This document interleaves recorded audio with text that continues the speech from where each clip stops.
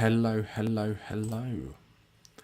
It is us. We are back for another windy, horrible Thursday in dear old Blighty. At least it stopped raining. It's literally just started. Just started. Started again. Yeah. Yeah. I'll tell you what, I can't be the only person in the world that's noticed this, but clocks went back Sunday. So everything went back an hour.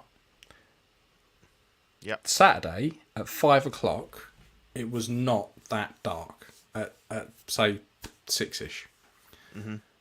Why is it as soon as we put the clocks back, as soon as it gets to the point in time when it would have been 5 o'clock, and now it's 6, it's like lights out, everything's pitch black. Fuck the lot of you. Pissing down with rain, everything. Yeah. The rain hasn't helped. The dark clouds and stuff, but it does. No, it's been feel fucking like horrible. The world has ended. But, so here we are, episode 80. I know. Mental, innit? To the way there, to the centenary. I know. I can't believe anyone's actually put up with us for this long. If I'm honest, I thought we would. If I'm honest, I thought we'd either get bored and fuck it off, or someone would have fucked us off by now. Yeah, I think we've just built our own little. I'm going to say cult. You might use a different word, but cult audience. I think cult followers. A band of reprobates is what we've got. Yeah. We've got a few of them in the chat. And I was going to say talking of them, we got Rainer. Hello, right. Andre, Badfish, Caffeinated Coffee Fan, not Caffeinated Coffee Fan, that would be weird. Toy Mafia, who was here since like 6 o'clock. Yeah, every time. Welcome. Yeah, the cult of OFAC. It is. Nice. So, I guess we should probably make a start, and have a look if I can. Oh, it's right. Ryan's here as well. Good lad, Ryan. We like Ryan. Ryan. Yeah. So let's go straight into new this fortnight. Nothing. And this is a bit weird. Normally, the slides are the completely opposite way round. Yeah, I know. Because I had my pulse rifle last time, didn't I? No, I haven't got anything. I've got a few bits that should be coming in, including one of the figures in the new releases. But no, nothing to show this week. So we'll skip on to you, matey. A slow news day. So I got my Ash Williams in the end. One quick story, because this is too good not to share. I look for like cheap 40k stuff on eBay all the time, and if you buy a model, you tend to get secondhand ones, pre-built, pre-painted. So I've got to strip them and fuck about with it. Sometimes you can get them where people have made them and then gone, I can't be arsed with this, and they sell them. So they've got this thing called a Lord Despondent. And he's this guy who sits on this giant fucking mechanical thing. Yep. Really cool model, really wanted it. Games Workshop, it's about 45 quid. Everyone else does it for about 35, and I found one on eBay where the guy had it. He had it on bid starting at 15 quid. Or you could buy now. Sorry, not buy now, offer. Stick an offer in. Yeah. So I stuck an offer in for 20 quid. And he came back with 25, which with the £5 postage would have bumped up to 30. So I messaged the guy and was like, no, I can't. Like 20 quid is what I've offered. With the £5 postage, that's 25 quid. I can pay that, that's not a problem. But I can get them brand new for 35, so I'm not going to pay 30 quid for a second-hand one. And he just ignored it, never came back. I thought, all right, fuck it, I've lost that. And all the others that have been on bids had gone to like 30, 35. So I thought, fuck it, just leave it, can't be arsed with it. And then went back on it like a day after and was like, no one's bidded on it yet, and it's got like a day left. Fuck it, chucked a bit of 15 quid on.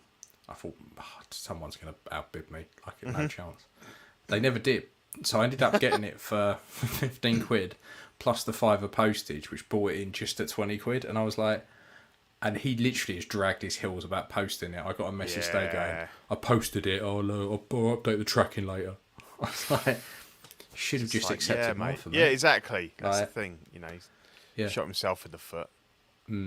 Yeah, but you don't get. I don't get wins like that very often. Normally I end up fucking way overpaying. So I was quite happy. With Yeah, that. that's cool.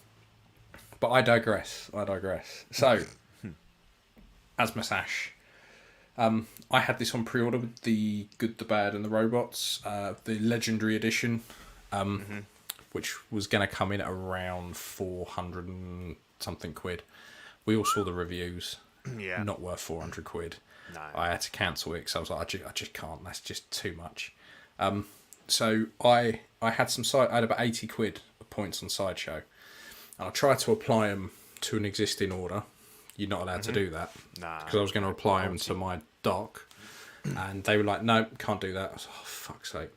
So they were going to run out. I was going to lose them. So I had a look. Yeah. And they're 13% off. So I had a look, see what was on there. And I was thinking, well, if I can find something that comes in at 150, 160, so we're looking at a Stormtrooper on there.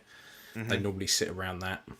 But then obviously you add on 30, 40 quid shipping and then 30, 40 quid import fees. The 80 quid pretty much just covers that. So I was like, all right.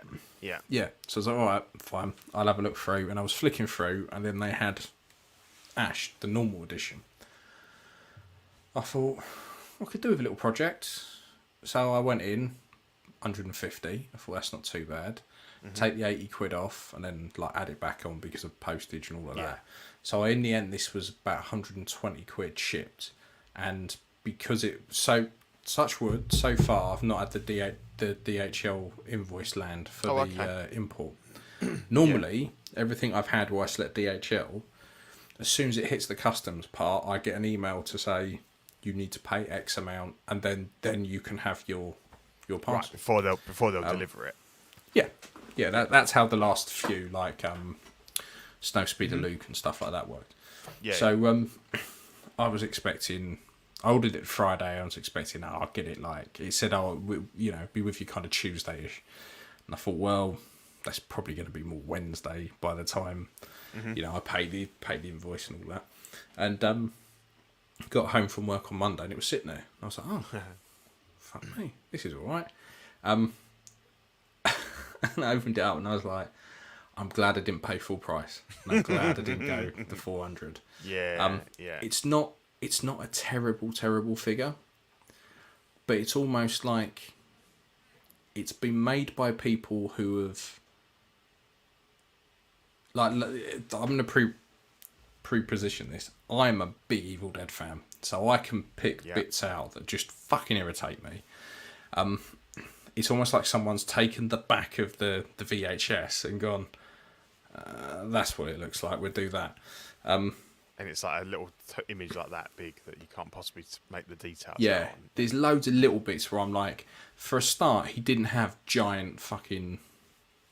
he didn't have a giant collar. Like, the collar is ridiculously huge. It's Harry I'm going to have to Harry do Hill something. style, isn't it? Yeah. I'm going to have to tape that down. Because that is just... It always draws my eye.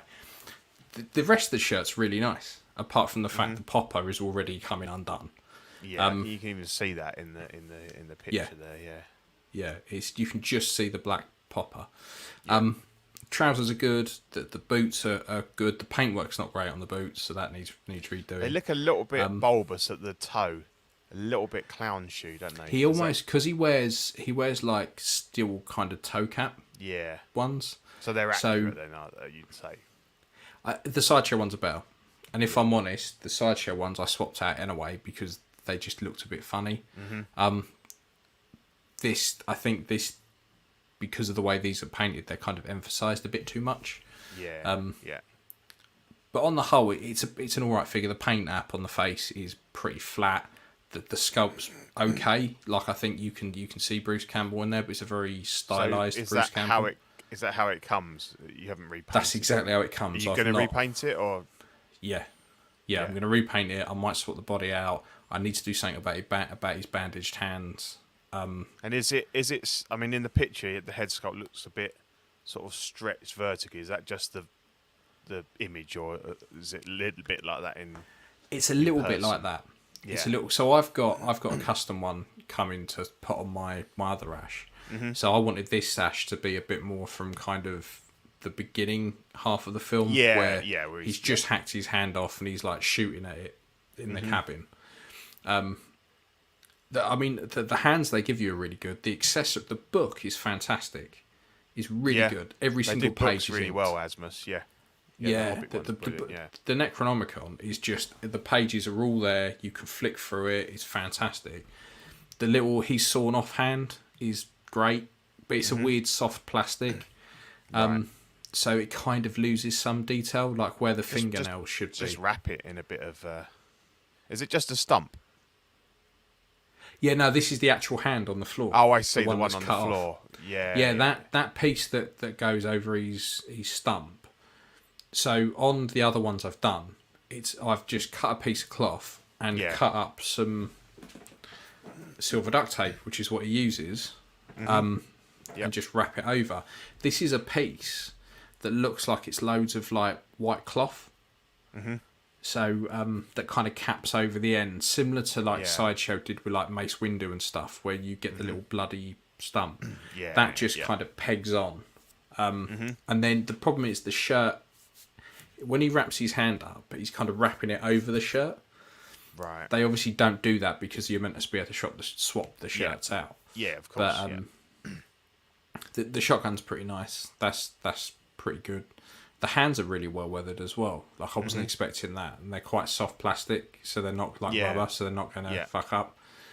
The Kandoran dagger is fucking massive.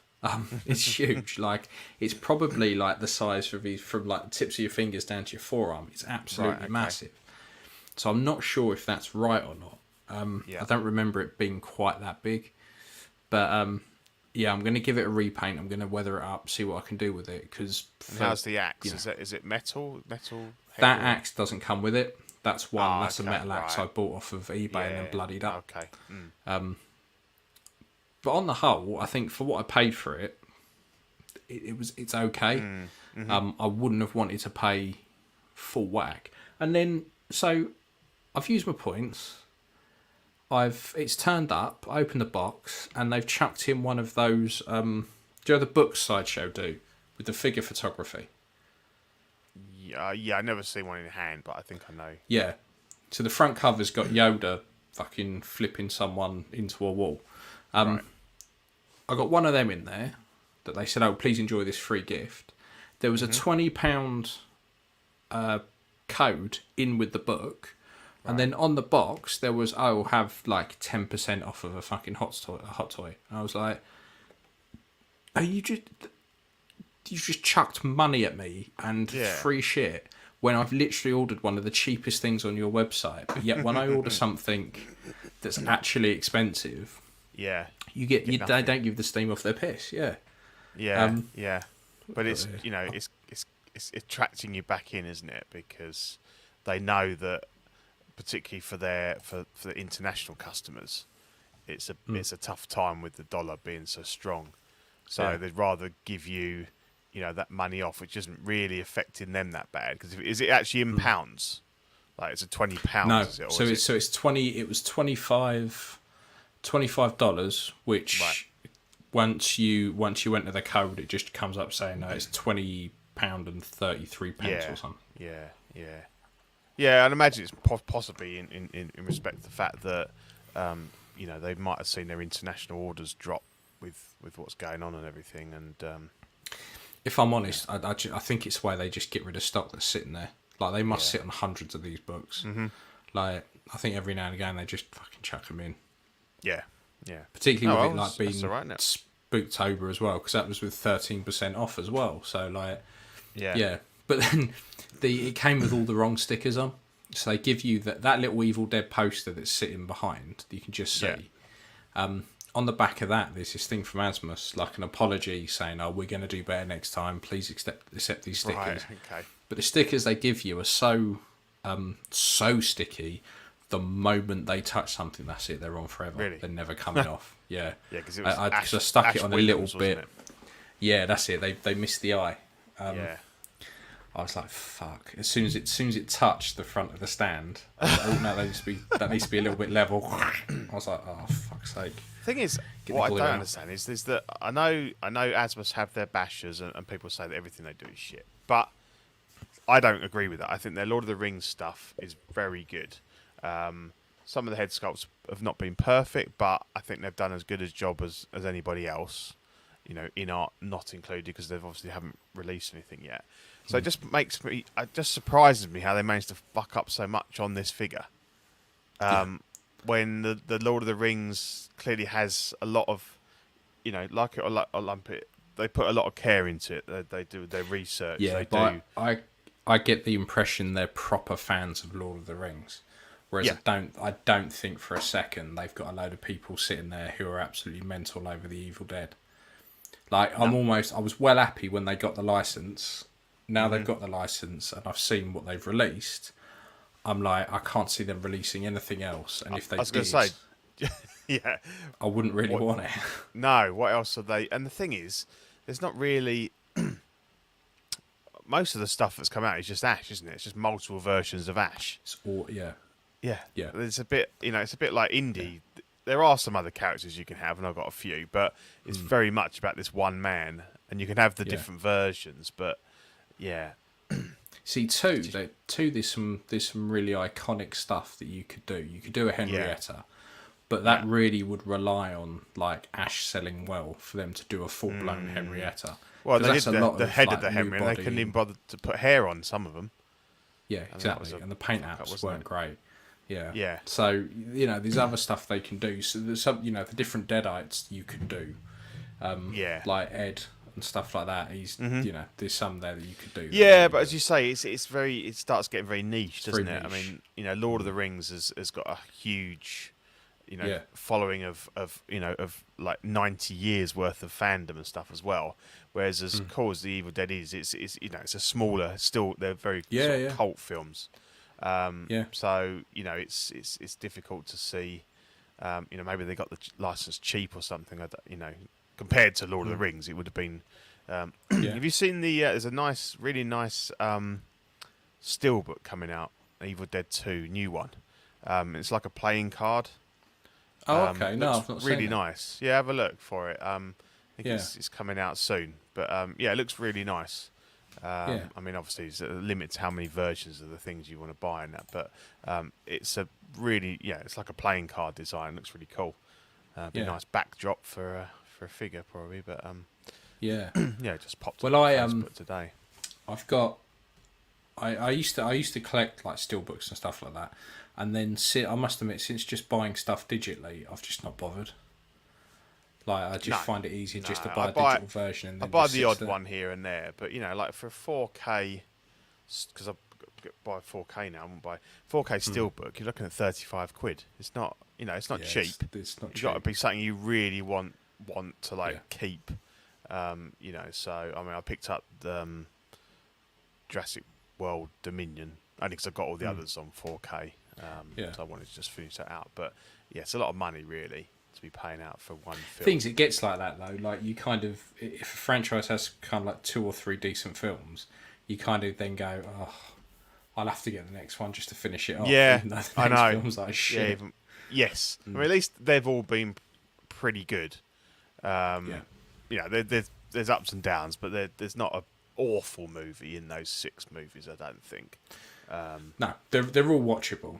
Yeah. You don't kind of skip one or devour all knowledge of one existing, do you? No, there's no crystal skull in there. There's no exactly. Yeah.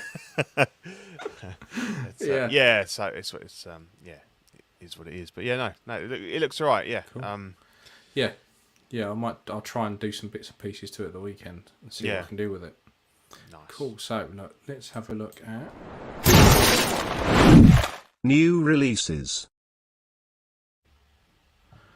We got the What If Peggy Carter for £210. I don't like that head sculpt, if I'm honest. I don't like it at all. It doesn't look like the promo. I don't know what they've done. it looks like it's like a 1/12 head, doesn't it? Or even Yeah. it's just got it's just very I know it's a cartoon, but it just looks very flat, very plasticky. Yeah. I mean, the What If had a certain style, Yeah. which it reminded me almost of. Do you remember the video game 13? It was like a slightly better version of that. I'm not sure I know that one, but It was kind of cell shaded and a bit I'll block funky. them. Sex Chat Find your 69. love in the city. Nice. Love, sex in the like. city. There we go. Bye bye. Well, she'll be back in like 2 Yeah, years' time. 1/6 scale Marvel Legends Punisher XS. Yeah, definitely. Yeah, definitely. I mean, I've seen people put the third party Peggy Carter heads on this, and they look really good. So I think if people are going to get it, having spending an extra 20-30 quid on a custom head sculpt would help out. What's bizarre massively. is just Hot Toys have got no consistency, have they? Because you've got all these Clone Wars figures, and they won't put an animated head on them. They've all got the real actors' heads, and then you go and do this, and then it's like, well, it would have been better if it had a realistic human head on it. But then I think the only reason they did that, the only reason they've done it with Star Wars, is because of the mileage they can get out of. Yeah, that's out of the Tamora one head Morrison sculpt. head. Yeah. Yeah. Because as soon as they brought out Cody, and although that was Revenge of the Sith, not Revenge of the Sith. As soon as it was Revenge of the Sith. As soon as that came out, and I know it was Revenge of the Sith, that was it. We were never going to get animated stuff because of the mileage they can get out of that, and not have to do any other type of head. But with this Peggy Carter, they don't have a live action version, so I reckon they just went, "Oh fuck it, we keep it."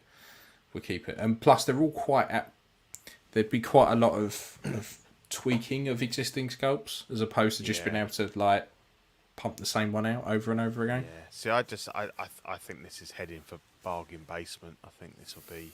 I think so.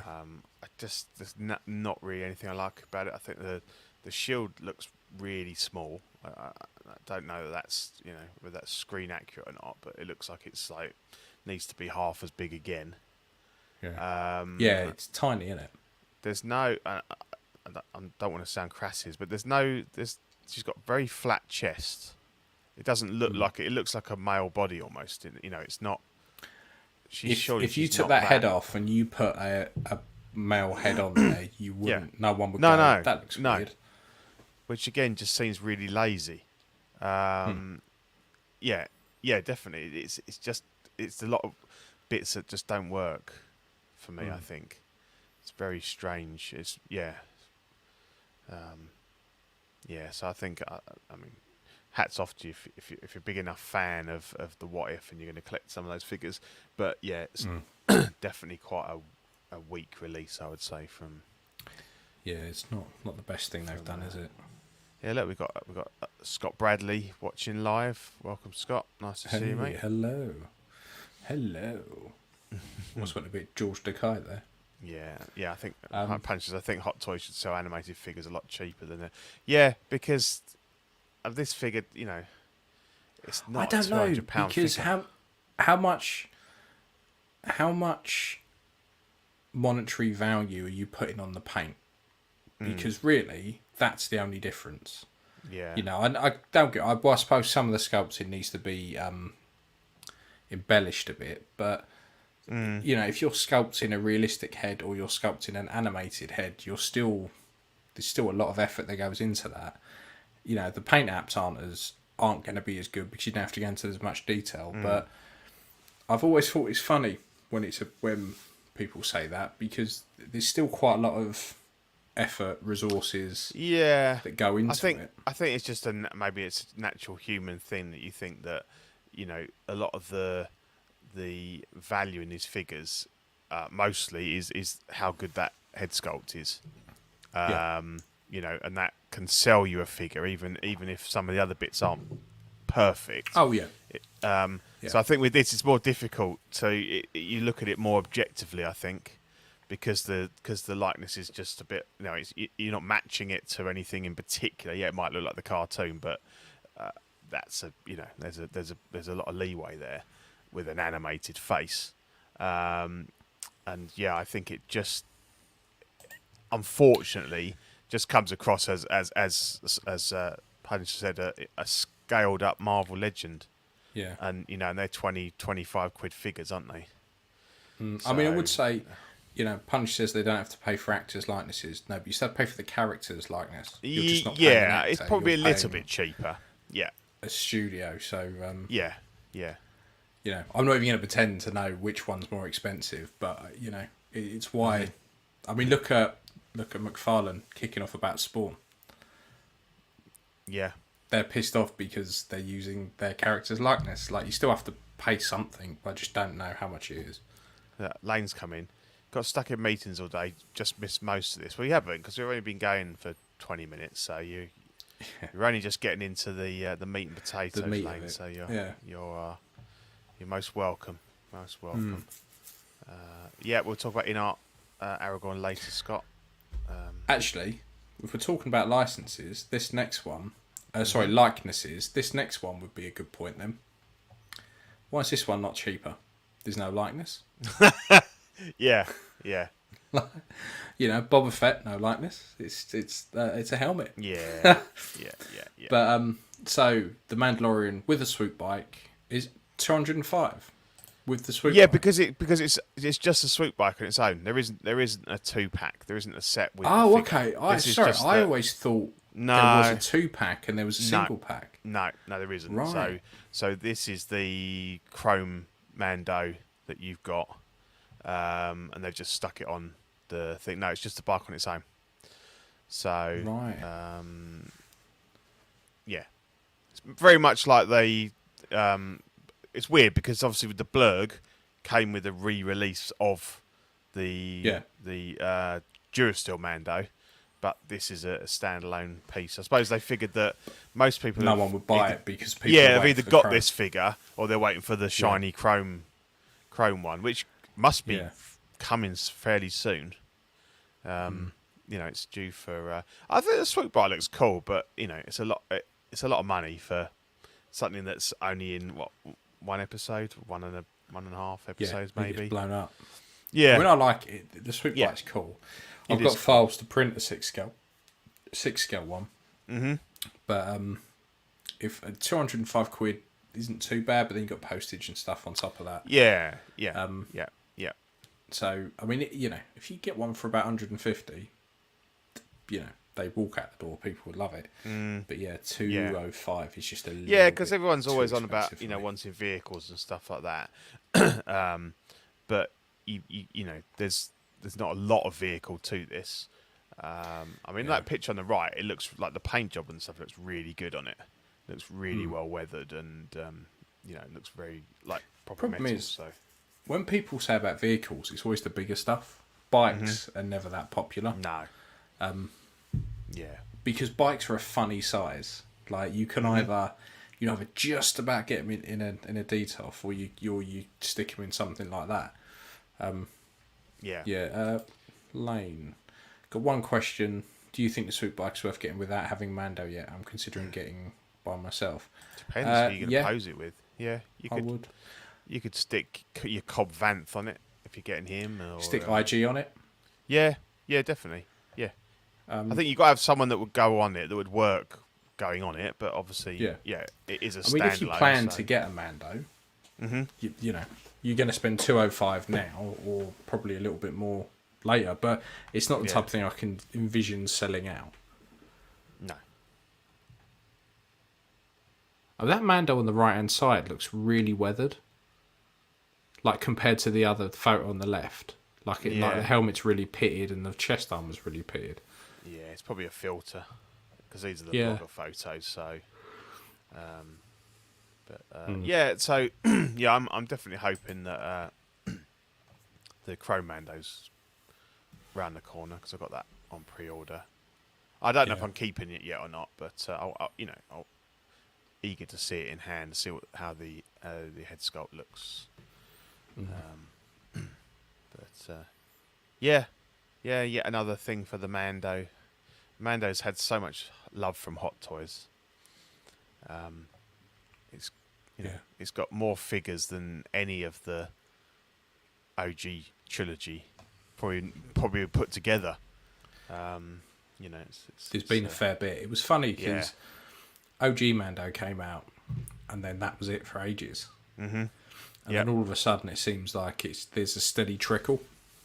There's a lot of troopers and stuff, but like we said before, I think they use Mando to kind of make figures that they want to make that have appeared in other Star Wars stuff. You can push in ones that they want to re-release that have been in other films like Rogue One or New Hope and like stuff Tusken like that. Raiders and stuff like that. You just exactly. Version, Although they don't have to revisit messed them up. I mean, I know they were accurate to the TV show, but I didn't like them. But yeah, we got the third Mando coming. We've got Quill should be coming fairly soon. Cobb Vanth and stuff, and Cad Bane and stuff. So yeah, there's still a lot coming out. And we've got season 3, I think February, something like that. Something like that, yeah. Yep. So there'll be another wave of stuff. I grabbed the Tusken Raid at 30% off. Yeah, nice. Yeah. If you can get them cheap, I think you can work with them. The thing that puts me off with it, in terms of, because I always think of them in terms of, can I, use them in a New Hope display, and regardless of the robes and stuff, you can fix that. People are selling the custom robes. It's just that head sculpt. It's very different to the New Hope one. The eye lens is very small, and that's probably the bit I hate about it the most. To be honest, is the head on that Tusken Raider. Yeah, but Bo-Katan, she must be coming soon as well. And then you got all the the other ones. I mean, Axe Woves and the other one. What's her name? I forgot her name, but I know the one you mean. Yeah, it's I know the one you mean. Yeah, it's stacks. Talking of a man in a helmet as well, we also have the Hot Toys Iron Man 2 Mark. Is that Mark 5? Yeah, Mark 5. Yeah, Mark 5. With these little undersized diorama base for 500 quid. Cosca Reeves, that's it. That's the one. So I remember quite vividly the scene where Iron Man is attacked while he's going go-karting. Yeah, definitely. Because he takes Mario Kart super seriously. It just, the thing is, I'm fed up with this fucking figure. How many of them do we need? There's been so many. I know. And, right, they've already re-released it. They had the original one, then they did the die-cast one, then they did a re-release of the die-cast one. Then they've done this with this awful diorama. It's a cool figure, it's a cool suit, but yeah, and I look back, it was only 4 shows ago that they solicited this. And I guess all they had to do was knock up that horrible diorama, which wasn't difficult to see how shit it is. They get some mileage out of that head sculpts as well, don't they? Oh yeah, like it doesn't look anything like he did in that scene. At all. No, not at all. Not at all. So you're way better off with the helmet on. But if you size that wheel up, that's probably about a 10-inch wheel. That would look pretty ridiculous on an Indy car. It should be probably about twice the height of that. Yeah, it looks as though if he was to lay it flat on the floor and stand on it, he'd go heel to toe the width of the wheel. Yeah, it looks tiny. Bad. Yeah, it's like a kid's stabilizer off a bike. Yes, yeah, and it's what 500 quid. I think it's 450, 440 on Toys Wonderland, and then you've got to add the postage on as well. So you're well over 500. So you're looking at you're punching over 500 with that. Yeah, that's just and how much of that are you paying for that horrible base? So. The frustration is if they just got rid of the bit of the car and they just had that crash barrier, be absolutely fine. So I'd be interested if I got it how easy it would be to take cut the that wheel bit off. That'd be easy enough, Yeah. wouldn't it? Yeah, Take your Dremel to it and then just patch it up. Well, it must just peg in somewhere. Maybe. Yeah. It must be, must be able to get it off. Or even just take the wheel off and just have that bit of the car. Because if it's just a bit of the car without the wheel, it's just a lump of metal. You kind of know what it is, but it doesn't. Yeah. Yeah. Yeah, you can just say it's the very tip that was cut off this time. But yeah, just not great, is it? Oh, there's some questions about Toys Buying Agent. Yeah, he's the prices normally are very decent, and they still are decent. But obviously, you guys in the States will be right because you've got the dollar and it's very strong. But at the moment, anything like in the UK, buying anything direct from Hong Kong is a bit pricey at the moment because of the exchange rates and stuff. But you wait until we hit the biggest recession ever. Oh, I know. Then it'll be fun. Toys Buying Agent, I've had probably a dozen figures from him. He's brilliant. And the prices, as I say, are normally, from my point of view, very good.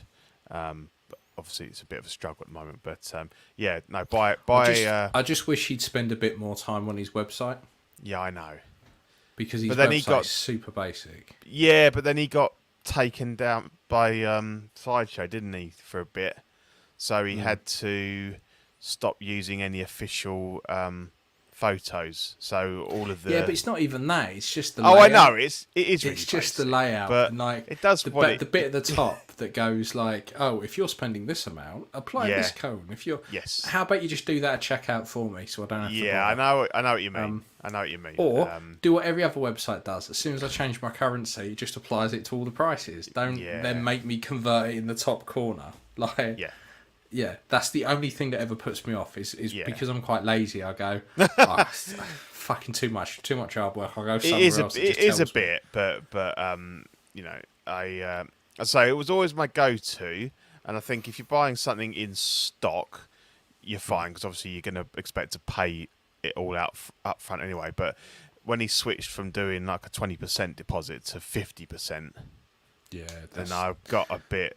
Wasn't too happy about putting down like that much money, so I tend to go with 1/6 kit now because they still do like 10% deposits. It's all right, because at least like when you come to pay for it, you've only got half to pay. There's no way on earth am I paying. I mean, look at these prices. So this, no way am I paying. Am I going to give someone 250 quid up to? I mean, this was a quick turnaround, but most figures. There's no way am I... I mean, look, if I look at... Say I was an idiot and I wanted Peggy Carter, I'm not going to put £105 down. No. 2 years before it comes out. Like, no, do 25, not a problem, Yeah, and I did do it for some because the prices were really good at the time. But obviously now, as I say, we've talked about the exchange rates and stuff, and the issue is I don't think he's going anywhere. I think Tim Cent's been going for a long time, but obviously if you've put that money down and then when the figure's released and you don't have the money, or you feel like I don't know what happens then, because obviously with 1/6 kit I've let a couple go and it's only 20 quid. Okay, you just I'll lose that. Whereas Tim Cent, he's a good guy. He'd probably let you put it towards something else or something, but I haven't been in that situation. And obviously, the more money you've got caught up in that figure, and obviously, as I've said before, the best thing to do is find the money, buy the figure, and sell it because you'll get your money back. But you might not physically. I know some people don't use credit cards and stuff. You might not physically have that money. So yeah, it's something to be aware of, but. But it's good, very good seller. Andre said, I'm getting my DeLorean from Toys Buying Agent, 20% deposit for that. I wish I could have done 50% back then. The Hong Kong dollar is strong now. So yeah, again, that's the thing is so I've benefited from the ones I've paid 50% back up front because obviously if things are still shit in 6 months, which they're going to be when I've got to pay the rest, then it's difficult. It's never the right time to buy. I think you just have to you know, it's a luxury hobby, and I think sometimes you win, sometimes you lose, but yeah. So we go from the super expensive to the super cheap. Yeah, We've got the toys era, the aristocrats. So Baron Zemo to you and me, 140 quid. Not bad. No, it's not bad. For 140 quid, it gets a pass from me. So I just got distracted by a comment. I was like, "What?" Oh, that bloody stealth suit thing! I couldn't be less interested in it. No offense, I don't get it. I don't understand it. I literally, from what I understand, and bear in mind that I should pay attention to this type of stuff because we do a podcast. But I was like, they announced the stealth cap ages ago, and I was like, oh, right, yeah, fair enough. I like that suit. Yeah, great, fantastic. Then all of a sudden, I wake up and I go on Facebook and everyone's going fucking mental over this stealth cap, and I'm like, yeah, with the wrong fucking shield anyway. And I was like, what? Why are people going batshit crazy for this? Like, why are we paying that much for you know, if you wanted a decent stealth suit cap, you could have one tomorrow. You buy the original one, you buy a new body, you put a bit of get your Man of Steel body. Man of Steel body, and you're all if you can find one. Yeah. Who was that bloke on Facebook, wasn't it? That every single fucking figure. Oh, I know. Frederick something or other. Every single one. Every single one. He used to hate me because every time he used to post anything, I go, Man of Steel body's what? Because it's constant. Like, not everything needed a fucking Man of Steel body swap. Fucking mental. But yeah, this looks pretty good. Yeah. I think not a very exciting character, but the head sculpt's good. It looks like the actor. The hair could do with a little bit of a dry brush or something over it just to bring it out a bit more. But limited, I'm being very nitpicky for 140 quid pound figure. Yeah, on the whole, Toys era not bad. nice. They knock out some decent figures. Yeah, they're one of the better third party companies. Yeah, you know what you get with them. Yeah. I don't know who wants a Zemo at this point. No, I know. No. Well, because Justin, because that's his review, but you know, yeah, I'm not sure he pays for all these figures. But yeah, I mean, if you're going, I suppose this is from the Falcon and Winter Soldier, and so if you're getting those figures, probably fits in well with those, and you can't knock the price. No. I'll give that a pass. No, that's all right. That one. Yeah, it's okay. So Toys though have done the Last Sun Returns, 150 quid. Yeah. I quite like this. Yeah, me too. Brandon Roof. Yep. Kingdom Come Superman, because it was on the crossover CW did on with the Flash Infinite and Crisis thing, Crisis Infinite Earths. And he had a little ruck up with the current one. Yeah, I only watched that scene because I don't watch the series, but I that arc. That scene. If you watch those episodes, they're pretty good. Those episodes are pretty good. You don't really have to follow any of the TV programs. Right. They normally do some quite good crossovers. But this looks really good. I mean, it doesn't look anything like he does on the front of the box, but it still looks good. Yeah, but I think the main thing is, I think the face sculpt's very good. I think the hair is just obviously a lot tidier than it is on the on the box and as it was in the show. It looks good. The suit looks good. There's been some complaints about the body that's possibly needs bulking up a little bit. I think mainly the body looks fucking insane. I think it's mainly in the torso. And the split boot. I do something about them shoulders. Yeah, because when you look at his muscle going into his shoulder, it looks like he's got a hemorrhage. Yeah. Looks alright on the right from front on. Yeah, but the side one's a bit odd. The boot looks a little bit funny on the right there. But no, overall, I think it's good. I would certainly consider picking this up. Scott's getting this. Ryan's So really stepped up. Yeah, definitely. So we're going to talk about the award nominations and stuff for CW, but I'm gonna So Toys is my pick for most improved. When you think about the stuff they've released over the last year and the price that they are charging for it, yeah. I mean, look, this is £10 more expensive than Zima that we just looked at. Yeah. And if you just showed these to people who didn't know and said, how much do you think these are, they would say that this was significantly more expensive than Zima. Yeah. You wouldn't think it was like £10 more. No. So I think they're great. I don't think they've put out anything bad for all their figures have been really solid. Yeah. And they've got a load more good ones coming up as well. So I like So Toys. Definitely. And some people might say, "Oh, I don't buy third party. I can't get behind this." Well, that's fine. That's fine if you. I don't understand that. I've never understood these people. Oh, I don't support third party. Oh, I don't. But I bet they cunts pirate films, didn't they? Yeah, exactly. I bet they I bet they listened. I bet back in the day, they were there fucking on fucking Napster. I bet they were doing all that kinds of shit. What was the other? LimeWire. I bet they were doing all that. Yeah, exactly. And then they suddenly get on their fucking moral high horse. Yeah. Poor Brandon Routh's not getting any royalties for this. I'm not buying this. Yeah, it's like, does he give a shit? No. Like, no. He probably doesn't even know it exists. And there's someone like rings back and goes, "Oh, have you seen this figure?" And they'll probably go, "Oh yeah, that's cool." So but yes. Yeah. Fucking insane, isn't it? People get on their fucking morals. And these are and they are charging the prices that we were paying for Hot Toys 10 years ago.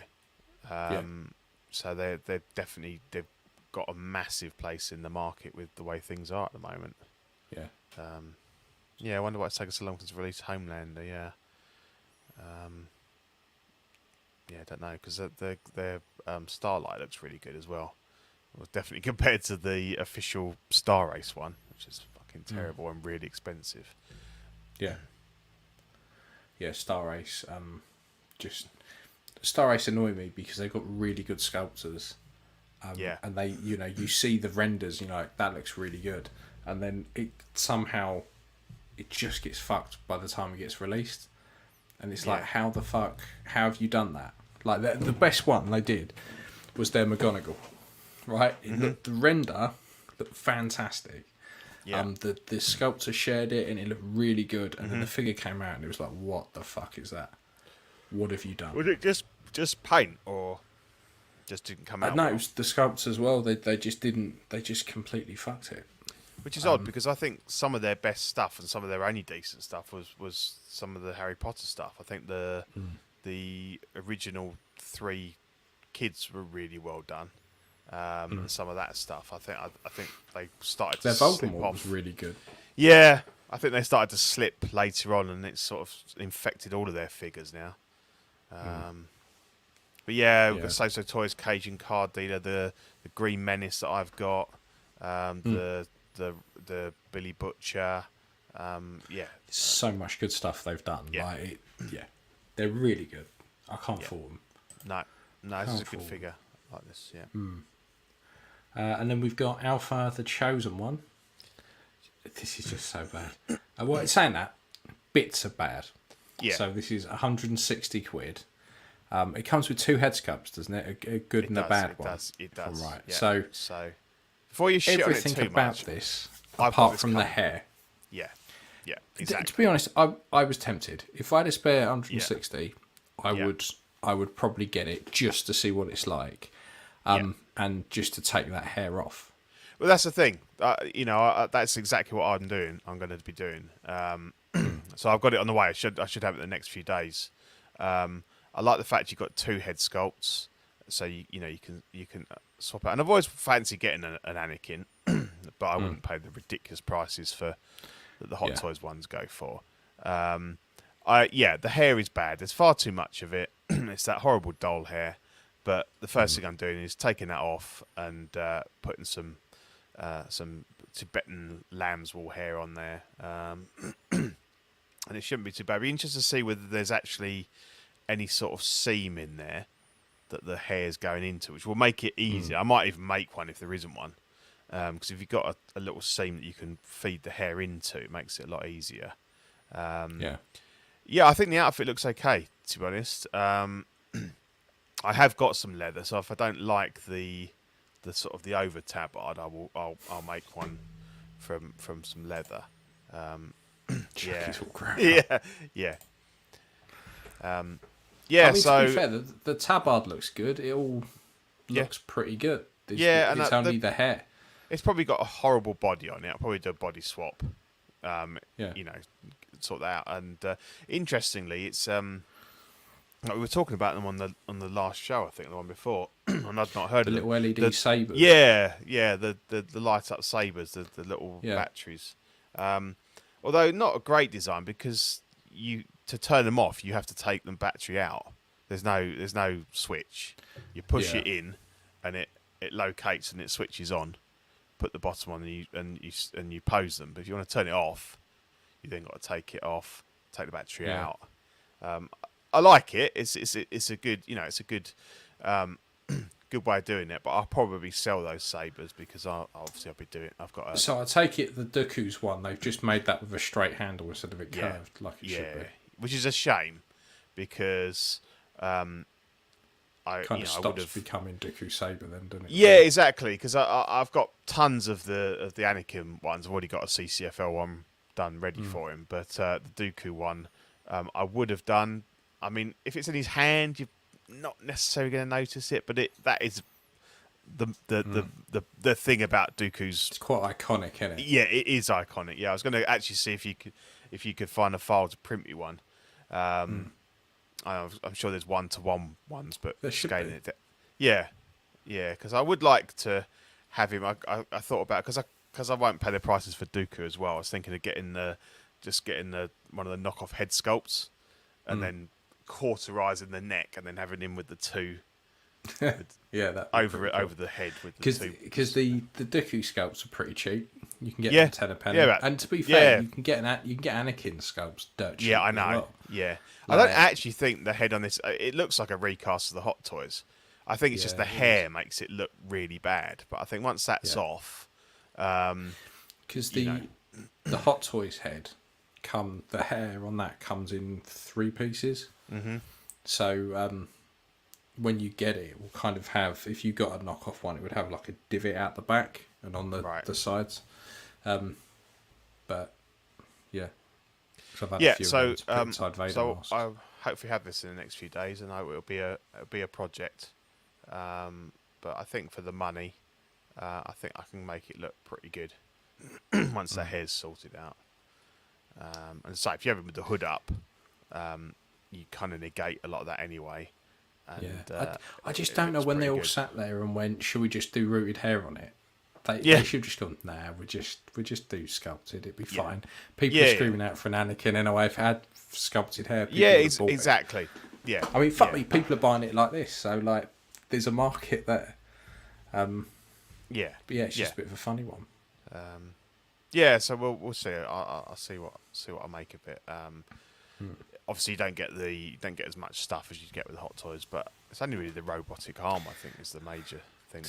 I mean, to be fair, the Hot Toys one comes with the 2 sabers, robotic arm, way more hands. Mm-hmm. Yeah, you'll probably get a better cloak, because the Hot Toys one comes up really short. But I've got hundreds of hands, so that's not a problem. If they're no good, I'll swap them out for some Hot Toys hands. Stuff like that, but it looks alright. So we'll see how it if it can be if that hair can be salvaged. And the good thing is, if with the 2 head sculpts, you can kind of gives you a bit more leeway to mess about. But I mean, what's the worst that can happen, eh? So yeah, exactly that, mate.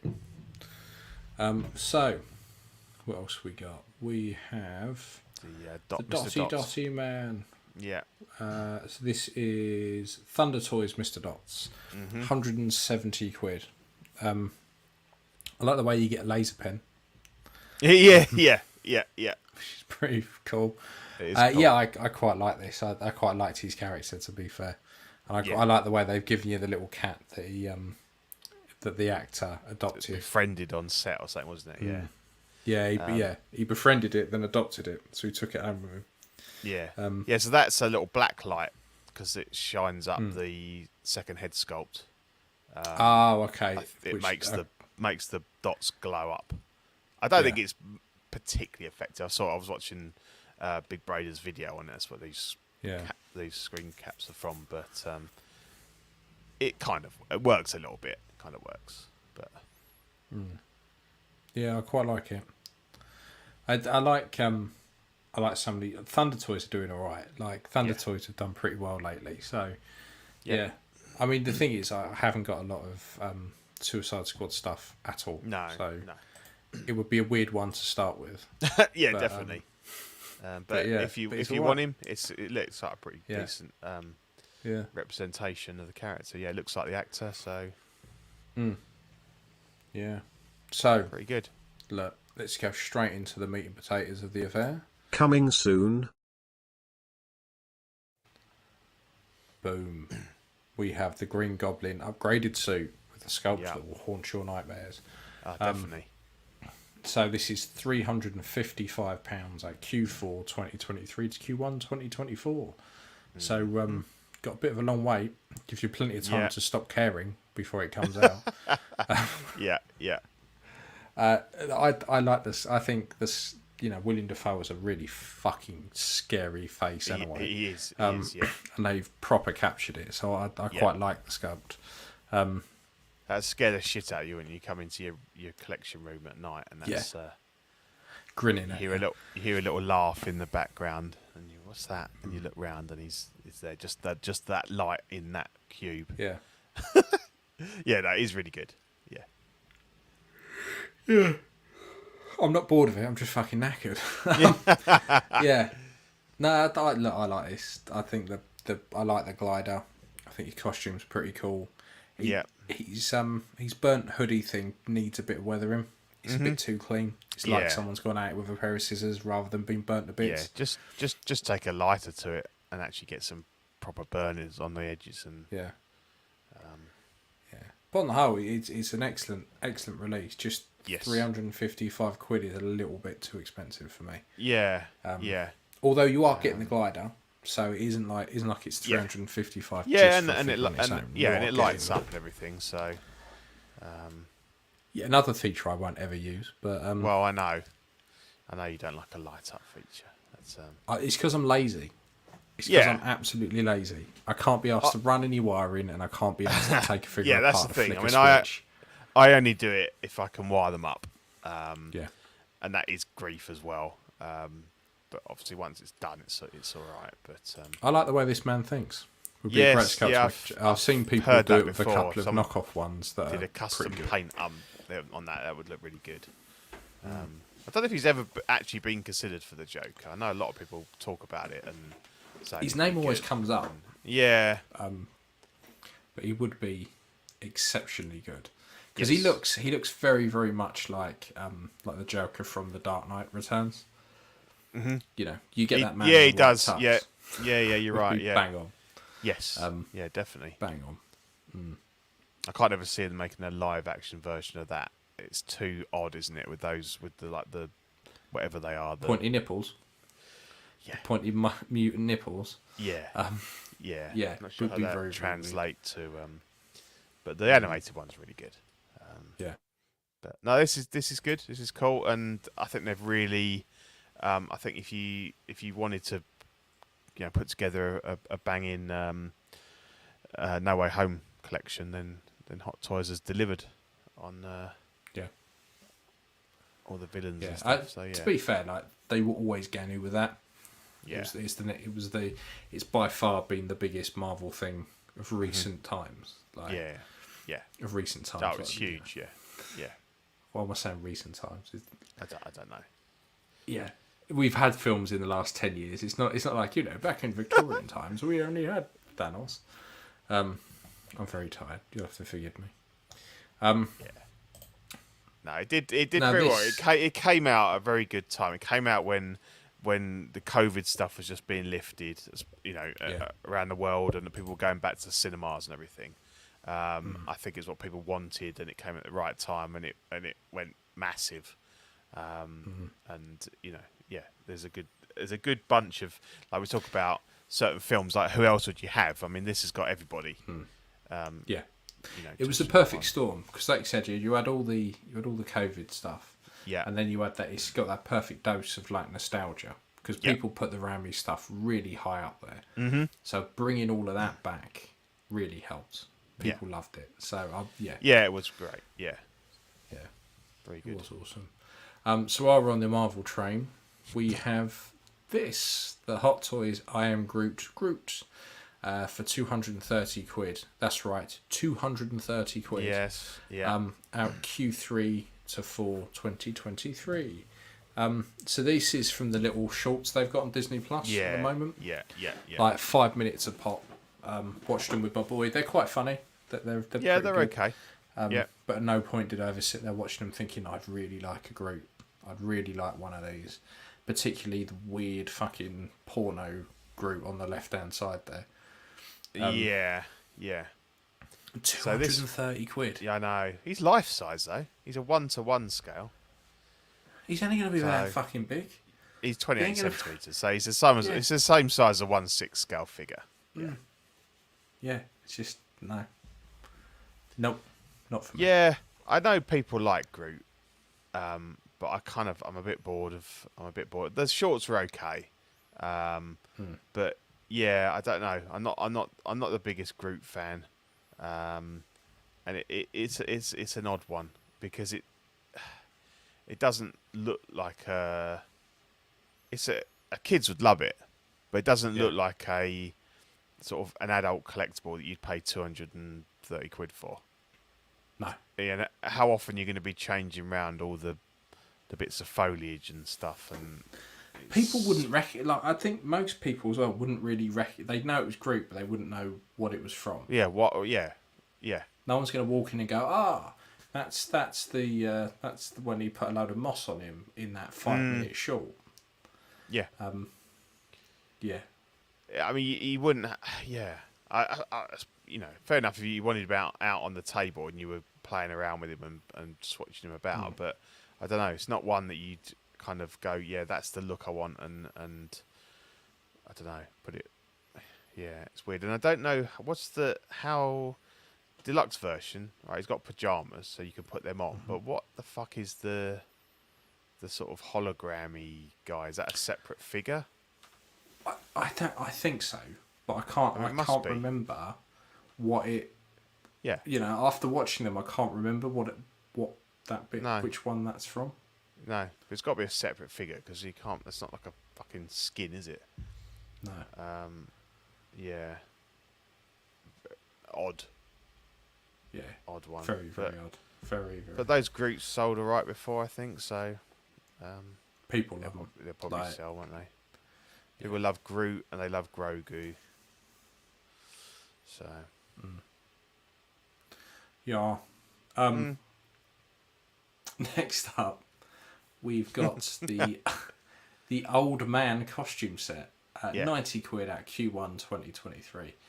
I've had 3 or 4 messages about this going, you repainted your Hot Toys one. Yeah. Could you repaint this one as well? Yeah. And each time I've kind of gone, I can do, but the Hot Toys one wasn't a complete repaint. I added washes and stuff like that. So depending on how close this is to that, depends on how much work I'd have to do. So until people start getting them in hand, I can't give anyone any type of price because I'm like, I might have to just repaint the whole thing. I don't know.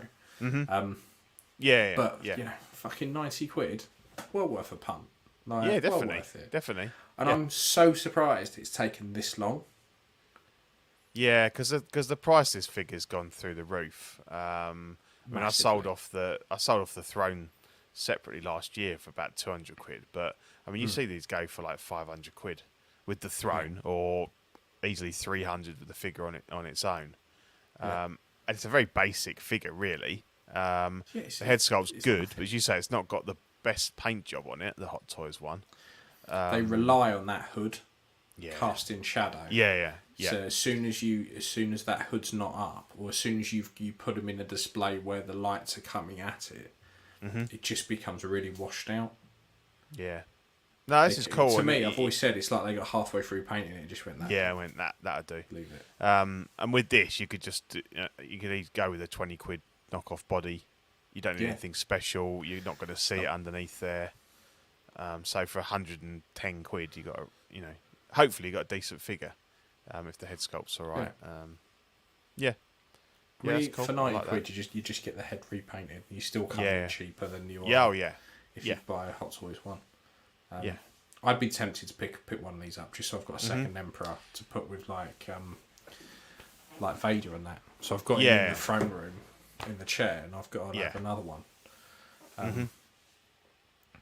Yeah, definitely. Yeah, that's what I was going to say earlier, Emperor and Dooku. Yeah, it'd be good if they did a Dooku. Yeah. Because I don't know if it's not the same company, but there was an Anakin set back in the day, because I nearly bought one of those that was pretty much the same, but just without a body. So, yeah. I've been after for ages, and they never cut. Because I had one years ago. It's the Sideshow Palpatine that from the prequels. Because in the red. Just want the and the head sculpt's actually really good. It's a little large, but it's not too bad. As they all were. Repaint, it come up all right. But anytime anyone ever lists one, they're so expensive, and I'm like, no, I'm not paying it. So I'd like a prequel, perhaps. If they do a Dooku one, I'll be all over that. Definitely. Yeah, I'll tell you, Rayner, man, is an absolute fucking legend, selling me the Dooku that he had. Yeah. Brand new, sealed, everything. I paid like less than. It was only like 200 quid, something like that. Plus a bit of shipping from America, so 230, something like that. Yeah. Because I'd wanted Dooku for ages, absolutely ages, and I've missed out on him. And then as I started to get more prequel stuff, I was like, Dooku is just a cool figure. Like, he's just got so much presence because he's so fucking big. Yeah. And he's just a so tall iconic. Guy. And I think, like, apart from the fact that although I didn't, for a while I abstained from prequel figures. Obviously, I've gone against that, but it's just Jedi's because I got the fix of making all these CCFLs. So I would like a Dooku, and I would like to have, as a massive Hammer horror fan, I've got Cushing, I've got Tarkin. I would like to have a Christopher Lee figure, in the collection, and Dooku would because the Saruman from Asmus is dog shit, so I wouldn't want that. Have you thought about because a cheaper way of doing it, and this is what everyone used to do before the Hot Toys ones came out. So Hasbro did a Dooku, and it wasn't that bad. The sculpt was actually really good. Lots of people repainted it, but you could get one of those, and the way the under tunic works is he was almost wearing like a bib type thing. So you just have to swap out what he was wearing underneath so you get the length of the arms right. And I think you can get those for less than 100 quid now. Okay. So you get one of those, get a knockoff Dooku, like Hot Toys Dooku head, bit of work, and you probably have a quite reasonable Dooku out. Yeah. So they're worth looking out for. Yeah, definitely. Cool. When's this due out? When did it say it was due out? This was out Q1 2023, Yeah, so pretty soon. Yeah, not a long wait as well. Yeah, nice. Yeah, It'd be good, interesting to see if Christmas. people pick this up, see how it turns out. And then we have, now this is a bit of a mouthful, the Tough Guy, Tough Guy X SW Toys TG80 111 6 scale The Explorer. What a mouthful. 105 quid at Q2 2023. Bargain. Yeah. And you get a body with it as well. Yeah, even if you are not a fan of his version of Nathan Drake, the head sculpt's pretty good. You'd sell that, no worries. And then you just get a Nathan Drake, proper Nathan Drake head sculpt and whack it on. You're good to go. Yeah, That's really good. This just dropped today, didn't it, as well? Today or yesterday. Yeah. It's got I like it, Looks and really I good. like the price even better. It's a fairly basic figure, but you get the body as well. And this is the same make as the Barbosa that I got, and Yeah. the tailoring and stuff's brilliant. Really good, Yeah. really good. So it's definitely a brand that I would like buy again. Be interested to see what else they come out with, but yeah, I quite like this. I can't think of. So SW Toys also they did a Shadow Ninja from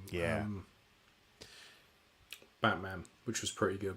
They do I some don't good know. stuff. I don't get where this Tough Guys X SW Toys has come in. But I think the first one was the Barbosa, the Lord of the Caspian Sea. But that's brilliant. That's really good. So this for 105 quid. Yeah, you can't knock that at all. No, and it's a good base. It's a good base to use. Yeah, definitely. And then we have Fishbone. So this company Fishbone have done the Shameless Man and the Apache. So this is from Inglourious Bastards. 155 quid each. Q2 2023. Yeah, these look good. I'm not sure who wants them. Like, weirdly, it's a good film, but they have got quite. They have got. I think there's quite a lot of people that like these figures, and the Hot Toys ones they're quite old now, and if there's any of Aldo Rain's satchels still in one piece, I'd be very surprised. I mean, I've made a replacement one for someone. So it was always a good figure. I think the it was it's quite an old figures now. I think they're sort of 10 years old. The Brad Pitt sculpt was really good, and everything was really good about them. Just that the main problem with that was the satchel, and I suppose possibly that leather case that the German guys got as well. But no, I think they look good, and for the price, I think these will sell quite well. I'm not I'm not the biggest fan of the film, and I certainly wouldn't want to own the figures. But I mean, the German one might be a pretty good base for doing an indie, Vogel or something like that. Yeah, because that's exactly what I was thinking. There'll be people on here saying, no, it's not accurate. It's not the same suit. But for the most of us, that's a German officer. You put the right head sculpt on, it would, you're not too bothered that it's not the right rank or the, this kind of thing. If the uniform's good, it's got other uses, kind of thing. But I think they look alright. I think they look quite cool. Yeah. We also have Lim Toys. Now, Lim Toys are another good company. They are doing. This is the best name ever. Other Outlaw Guy. Fantastic. That's a brilliant name. So John Marston to everyone else. So they've teased this. There's no price as of yet. The hair looks really weird, but I think because this is the one most people when they announced the other one was like, I hope they do a John Marston. Hope they do a John Marston. This is from the first Red Dead Redemption. Yeah. The one that I played. The one that was on. The one that was on PS3. Yes. Yeah. So I mean, the last release was really. Yeah. Good. Is it because the hat's going to go on top of that hair?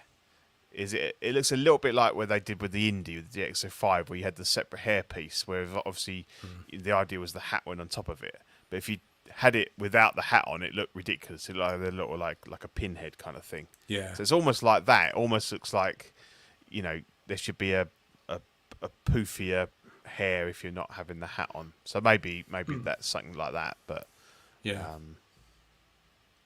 looks cool. On the whole, it looks pretty good. If I haven't got the other one, I'm just not going to get this one. But no. Yes, I think there's a lot of Red Dead Redemption fans out there that'd be doing it. Yeah. No, I'm scratching my cowboy itch with that the Present Toys Blondie that I pre-ordered. So I've been so well behaved by not pre-ordering any of that. Yeah, because you'd have gone for all three. I would have. in a heartbeat. Would have had all 3. Would have been amazing. But I've had to behave myself. You know, I don't. But I've been a good boy. Let's put it that way. You stick to your Warhammer, yeah. Exactly. I can dip my toe in that all I like. Yeah. So next up we have the Blitzway Kurt Cobain. They've teased that with removable back section of head. Don't know when this is out. Too soon, mate. Too soon. Is it too soon? Is it too soon? I was going to say I don't know whether or not they so can they're include a advertising 1/6 there a quarter scale statue and a 6 scale collectible figure. I mean, it's great that we're getting more, you know, music type figures and that, because I know there's, you know, people have been banging on for ages that there's certain musicians that they want. So it's great that they're actually finally getting. Yeah, I thought the Hendrix they did was pretty good. I think one of the sculpts was a bit weird. I think the open mouth, the singing one, but with the eyes shut and the mouth open. Yeah, it was a bit odd, but the other one looked better. Looked pretty good. To be honest, until they release a Tenacious D, I'm never gonna be that bothered by it. Yeah. Because what happened? Because didn't Blitzway, weren't they going to do a King of Rock figure? And then it never came out. Maybe. Blitzway seems to be this. They've been around for a long way, and long time. They come and go. You don't hear a lot from them. Then they come out. They had like the Ghostbusters and things like that, and then they've gone a bit quiet. So they're always there, or you know, they're around, but they don't seem to put out the sort of volume that some of the other ones make. But no, they can't dip their toe, and all their stuff is always a bit bigger than normal 6 scale. Yeah. So those Ghostbusters kind of were big, fucking massive, giant, weren't they? Yeah. So whenever you put it on the shelf with anything else, it looks weird. Yeah. It looks really, really weird. This next lot, though, I think we're both quite excited for. So XO6. Yeah. I mean, needless to say, we are well on board with this. Kirk and Spock from Star Trek: The Motion Picture, for all you lovely people listening at home. Yeah. So we got Admiral Kirk and Spock in his Vulcan gear as he appears when he transports on board the Enterprise. So it's like a continual tease. They're almost just there, and then there'll be something, and I'll read out the stuff from Nanjin in a minute. It's quite funny. I saw there was a post that I was like, yeah, I know, he's a bit of a rant. He's a character. So the Kirk should have come out by now. There's been reasons for the delays and stuff. It's imminent. Both of these there's no pre-order. They'll go for sale on the site and they'll ship immediately, which is cool because you don't get that. Which is what you want just before Christmas when no one's got any money. But go ahead. Yeah, I know. I'll find the money. Minimal accessories, quite bare bones. So he's saying that they'll be, you know, reasonably priced. I mean, I'm hoping they're, you know, 150, 160, because I think the normal price is about 180, something like that for a standard figure. They're saying limit of one per customer for Kirk, which I think is great because, I mean, people have said, well, what happens if they sell a load to a third party? But I don't think there's going to be a shitload of these. No.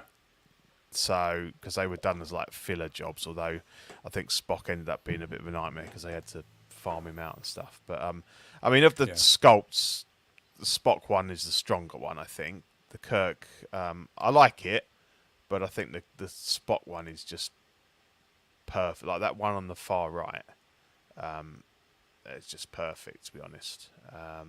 Honestly, I think both of the sculpts are fantastic. I can't definitely fault them.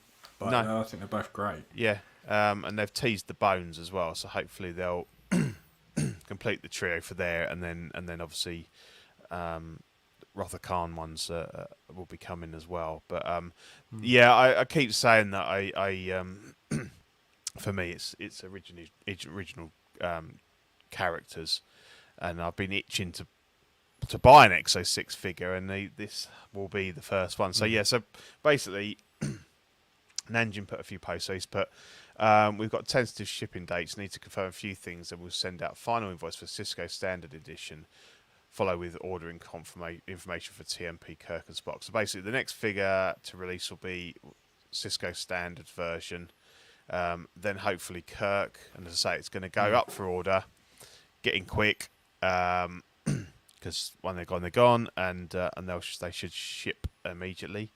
And they said that you get a 1-to-1 scale communicator badge comes with it. You can yeah, so TMP Kirk, and then Cisco Essential, which I think is kind of their like stripped down bare bones one. So he's got less accessories, and then we've got Spock.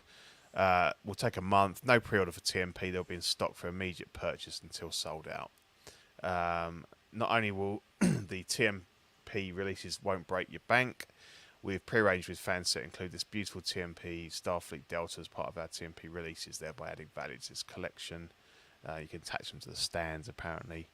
TMP is way underpriced with the resources that were put into this venture, not to mention the time I spent to make this reality.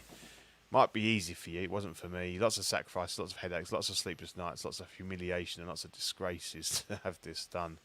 4 sculptors, 6 different sculpts, 3 painters, 4 different paint samples, 8 lots of green colour dye, hours consultation from Trek costume fans, and many years of hard work. People still bitch me for being late, and I am the worst human ever walked on Earth. It's my love letter to Star Trek movies. No one is messing it up. So, yeah, basically, I think Nanjing is a very passionate man. If he wasn't, we wouldn't have these figures in the first place. Some people have been quite rude, quite horrible, quite nasty. So, I understand that he's venting on that. But yeah, I don't doubt that there's been a heck of a lot of research and work and stuff gone into these figures, and they will be stunning, I think. So, the thing is, like, I don't frequent a lot of the forums, so I literally just see what pops up on Facebook. I like his stuff. It all looks really good. Some of the stuff's been a little bit hit and miss, so I've not really dived in. Like, I really need the next generation is what I think I will dive in properly. Yes. Yeah. But then all of a sudden there's like a post like this does the rounds, and I'm like, it doesn't make him look good. It just makes him look to most people like a fucking lunatic. You just go, what? Like, I like your stuff, but why the what? Yeah, there's a bit of that, and obviously, there's always this underlying threat that at some point it'll just go, right, fuck you all. I say I'm stopping. Yeah. And if you've invested money in certain characters, hoping that they'll complete the line, which just makes me double check. Maybe I can't even fucking speak tonight. It makes me think again about actually ordering anything. Yes. Because if he's just going to throw his toys at his pram, then he could just go, fuck it, I'm done now. I'm stuck with half a line. Yeah, and I think with this, I don't mind so much because if we get TMP, Kirk and Spock, they're fine as a duo. It'd be nice to have Disco Bones, but it's not essential. These two work great together. But obviously, I think for some of them, like we talk about completing lines, but Starship's very much about bridge crews, isn't it? And there's tends to be that core. It's normally around 7, for so original trilogies. There's certain things you can. So if I look at Next Generation, if they bought out a Next Generation Data, then a Geordie, and then he went, I fucking had enough.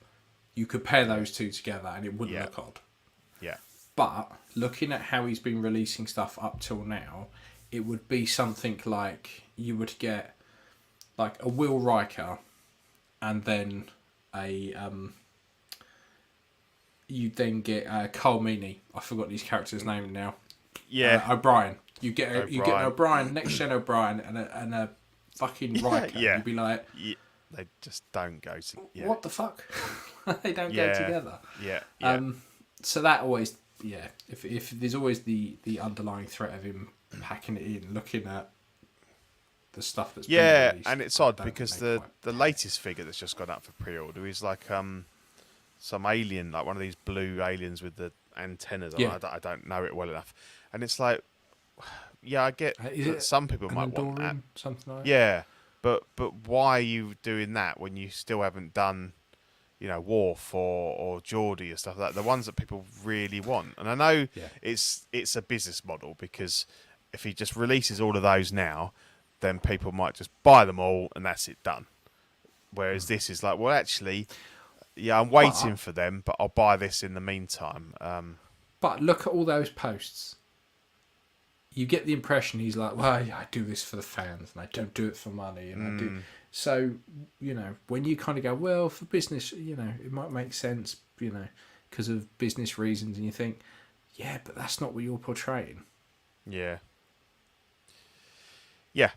It just seems a bit weird. Like, Yeah. I've had no contact with the guy, so I don't know what he's like. But No, just I still think seems. you've, And I only get snippets, so I don't get the full. No. I think you've got to, you just got to get on board the Exo 6 train. Yeah. Ride it like a boss, and just, hang in there, pick up the figures you want when they come out, and just, I think, these figures will all come out, but there's always that little, well, I could just give up now, but I don't think he will.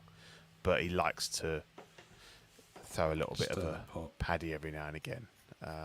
But yeah, I suppose 'cause TNG. there is no one else. Yeah, well, exactly. Yeah, there isn't. No. There is nobody else. No one else is interested.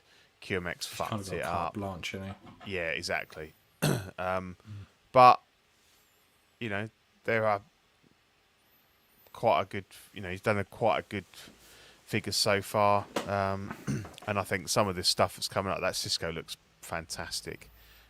These TMP figures. So I think the stuff that's come before has been okay, but I think we're kind of maybe moving into like the best stuff coming up soon. Yeah. And hopefully some of that will be the next gen stuff, because I think next gen fans have been, like the same with the original series, have been left out a bit at the moment. I think Voyager's and it's done very well. Discovery's doing all right. They've got some figures, but yeah, we need some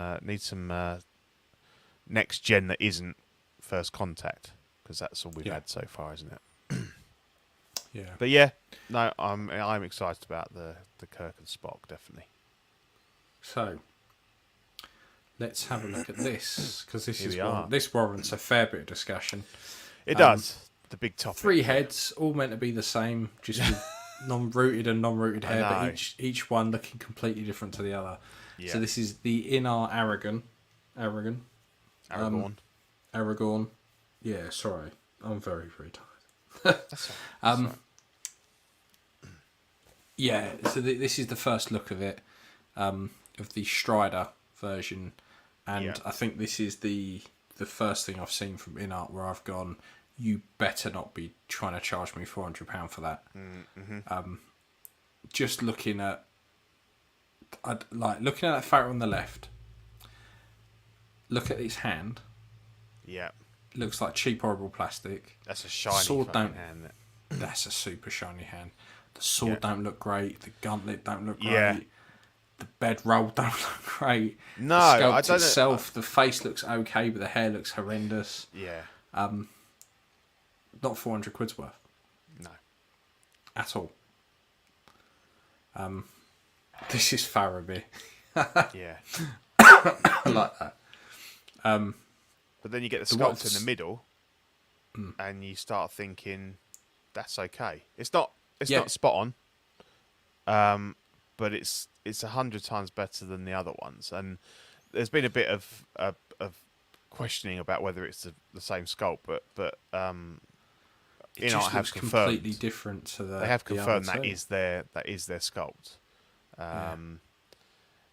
Yeah, I don't know whether the one they showed as on the figure is like a really early, just kind of placeholder, because it doesn't look the same at all. It's not just the hair that's different, rooted versus sculpted. It's it's a million miles away. It's different shape, like you can tell by the chin. So yeah, I think I wanted to be blown away by it, and I was very, very disappointed. I think they've obviously reacted. They've got the right colour on the sword hilt, although it's probably a little bit too green. It looks far too thin, doesn't it? It does. It's not. It needs more girth. I'm That's what not she said. impressed. Yeah, exactly. People remark that the body looked really skinny in when they showed the arms and stuff. As you say, the hand looks weirdly like glossy and nasty. It looks like the fingers are fused together as well. Yeah, like, not in a good yeah, way. yeah. I'd never have him displayed with that bedroll round him. I mean, No. I know he had it in the film, but that's not a great look. I don't know why you'd pose him with that.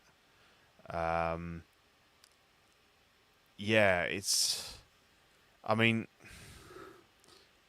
I do like that. If the rooted one came with that head sculpt in the middle there, that might be enough to tempt me. But we are talking about a £500 figure. I would have thought for the rooted hair one. What I'm seeing Gandalf's there- what was he 420 something like that? So something around that. I mean, I really like Gandalf. I think he looks absolutely fantastic, even with the bits that are the slightly too short beard and the thumb holes missing. Yeah. But this, like, if you said to me this is £200, you kind of go, okay, all right. It's high. It's on the high side. Yeah. But it's doable, being the best of the bad bunch. Mm-hmm. But 400 odd quid. But to be fair, we're just assuming that it's going to be 400 odd. They haven't set out any pricing based on the Gandalf price. I can't see how it would be any cheaper. To me, it's all about that sculpt. I don't really care. I've got the ACI, and I think they nailed everything on there. And the Asmus ones, the clothing, everything's fine. It's just that nobody's really done that sculpt any justice. And if it is not 99% to me shrink ray, then I won't touch it.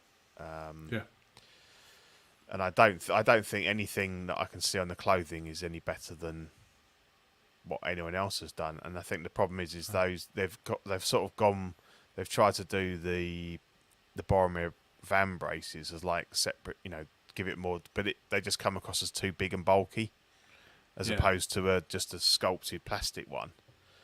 These, they've gone for the buckles and the sort of two separate pieces and the leather and everything, but they just look massive on There's a really reason skinny why, arms. Yeah, there's a reason why the others have been made out of plastic. Yeah, exactly. And the thing is, if you paint them well enough, you won't know the difference. No. And it's getting that balance right, isn't it? It's not all about having it like everything's got to be real leather and everything's got to function. It's a 6-scale figure, and some stuff you can't scale down enough. Whereas you say, if as long as you paint it well enough, sometimes sculpted plastic is the best way to go. Yeah, 100%. Yeah. So, disappointing. And if they put him out there on display with the head sculpt in the middle, we'd be having a different conversation, because I think we'd be, you could overlook the clothing a bit.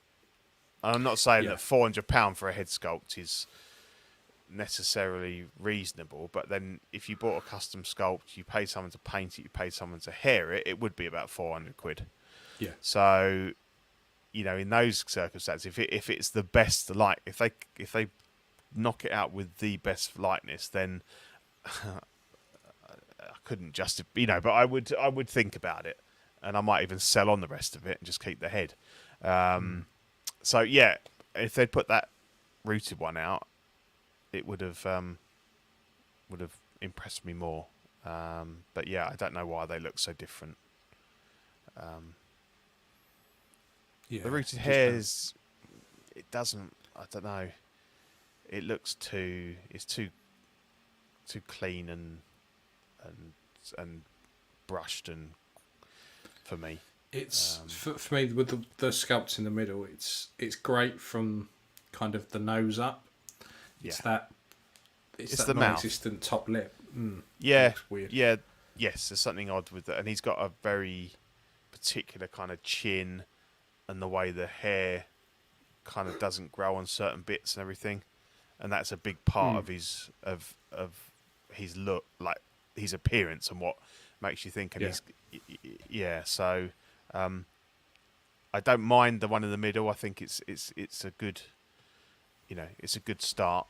But yeah, they for me, they've really got to nail that likeness for me to even consider it. But yeah. And Gandalf, I think, Zach's got a lot of nitpicks with that. There's a lot of things there that you could accept if it was a £200 figure, if it was the Asmus or whatever. Okay, they haven't put that on there. That's not great. But when you're into the 400s, I don't think it's acceptable to put up with inaccuracies, like the length of the staff, or the fact that the pants haven't got the pattern on the bottom. Who cares if you can't see it most of the time because of the robes and stuff? It should still be there if you're looking to make the number one representation of that figure. And this is the thing, like, because they're going for that real high end, and they're charging you so much, the amount of shit you'll accept just gets less and less and less. Yeah, definitely. And they need to understand that they can't go into it going, well, no one really sees that, so we won't do it. I think they've underestimated the. Particularly Lord of the Rings, the fan base, and the attention to detail, and the fact that you then take that massive audience, and then you take it to like the most critical people who are considering spending this amount of money on a figure. They are going to be fucking critical, and I think in every, fully justified. 100%. Yeah, 100%. Yeah. So I don't mind the Gandalf, but I don't think he's worth the money, and I'm not sorry that I haven't pre-ordered him. Because I just don't. It's made me look at the Crown one. I know, and I saw one for 250 the other day, and that's the first time I think I've seen one under 300, because they're about 350 new, I think. So they're starting to come down, and I think you probably. It's not a bad bet to go for one of those, because Asmus are going to. I mean, you can do some work yourselves anyway, but Asmus will send out the replacement, either replacement sculpt or just the replacement eyes. I think at some point. I was I saw one for 250. I was like, no, I don't need another Gandalf, but I was almost tempted, because that's starting to come down to a decent price now. And even just to get it in hand and see what it's like myself. Yeah, definitely. And I think you can fix it. You can, it needs a bit of work, but the outfit's really good. I mean, I've got the standard Hobbit Asmus one, and I love it. And I think that sculpt has got mileage. It does need a bit of work. But when I know people took the piss and everything, but to me, when I see those pictures of the Crown Gandalf the White, I prefer that portrait to the InArt one. And I know we've only seen a couple of pictures and everything, but it looked very good to me. And the renders are always really strong on the on Asmus's threads and stuff. So see, I've not seen it. I can't remember seeing the white. Yeah, they had one on display with the horse, didn't they? Yes. And people were taking a piss, saying like how tanned he was and that. And then there was a lot of things. Well, actually, it wasn't that far off. But I just felt that the sculpt was really strong, and that would be one that I'd be tempted to pick up, because obviously I've got I've got 2 Gandalf the Greys, but I haven't got a white. Yeah. So I'd be interested. We've not seen anything else of it, which is a bit weird. I mean, Asmus are a little bit backlogged on figures because Smeagol and Gollum's still not out, and I don't know if there's issues with that, and whether we'll see him this year or not. But yeah, it's a shame they haven't put the Gandalf the White up for pre-order yet, because I'd be interested in that one. But yeah, so there we are, Aragorn. Keep going, InArt. You got some work to do.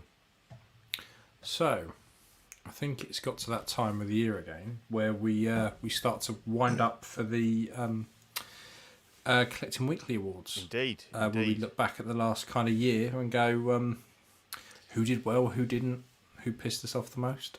Yeah.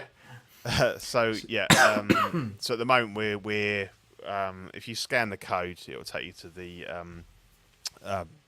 form where you can nominate your suggestions. So you can put forward one.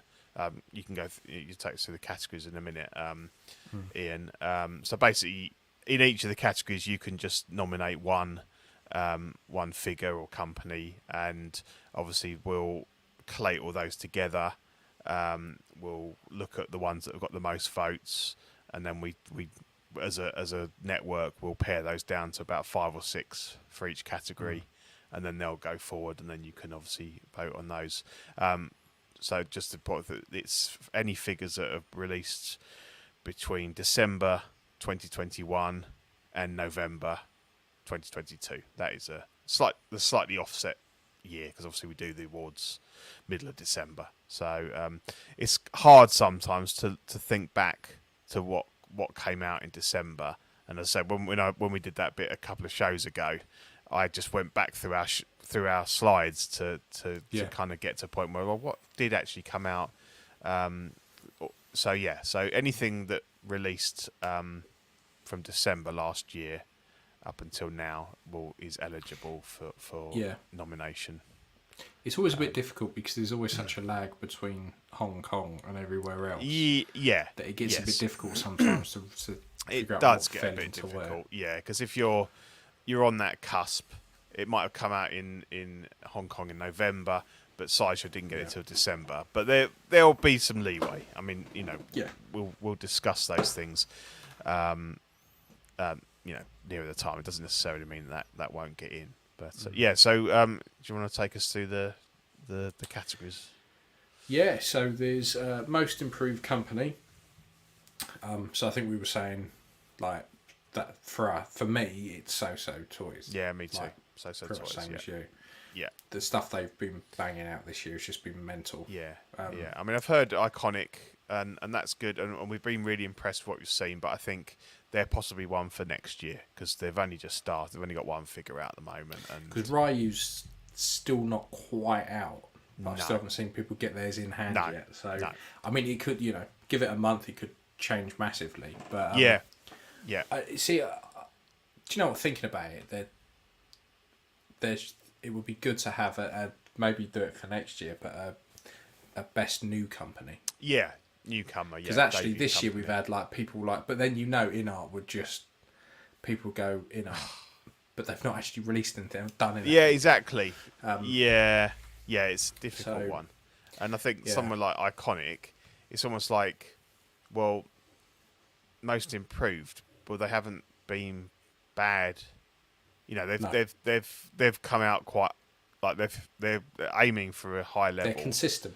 Yeah. Whereas I think So Toys, you can definitely see the improvement in the last year. Yeah. That'd be my pick anyway, definitely. Yeah. Then we have best overall company.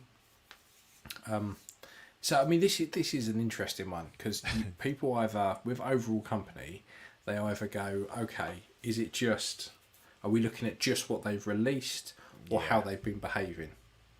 What have they, have they been sticking to their schedules? Have they been communicating properly? Have they been having little Facebook rants? All that kind of stuff to me plays into it. So you could have someone like Hot Toys who are like banging out consistently good figures throughout the year. They have a few slip ups. Yeah. They don't generally fuck up too much No. social media wise. No, they don't. They just don't really talk to people. So No. it's So just that goes against them as well. Yeah. There isn't a lot of communication with them. When you look at someone like InArt, who does communicate with the fan base quite regularly, but it's a double-edged sword. Sometimes it can be really good. I'm sort of sometimes it can be really bad. I'm sort of the opposite to you. I think I see it very much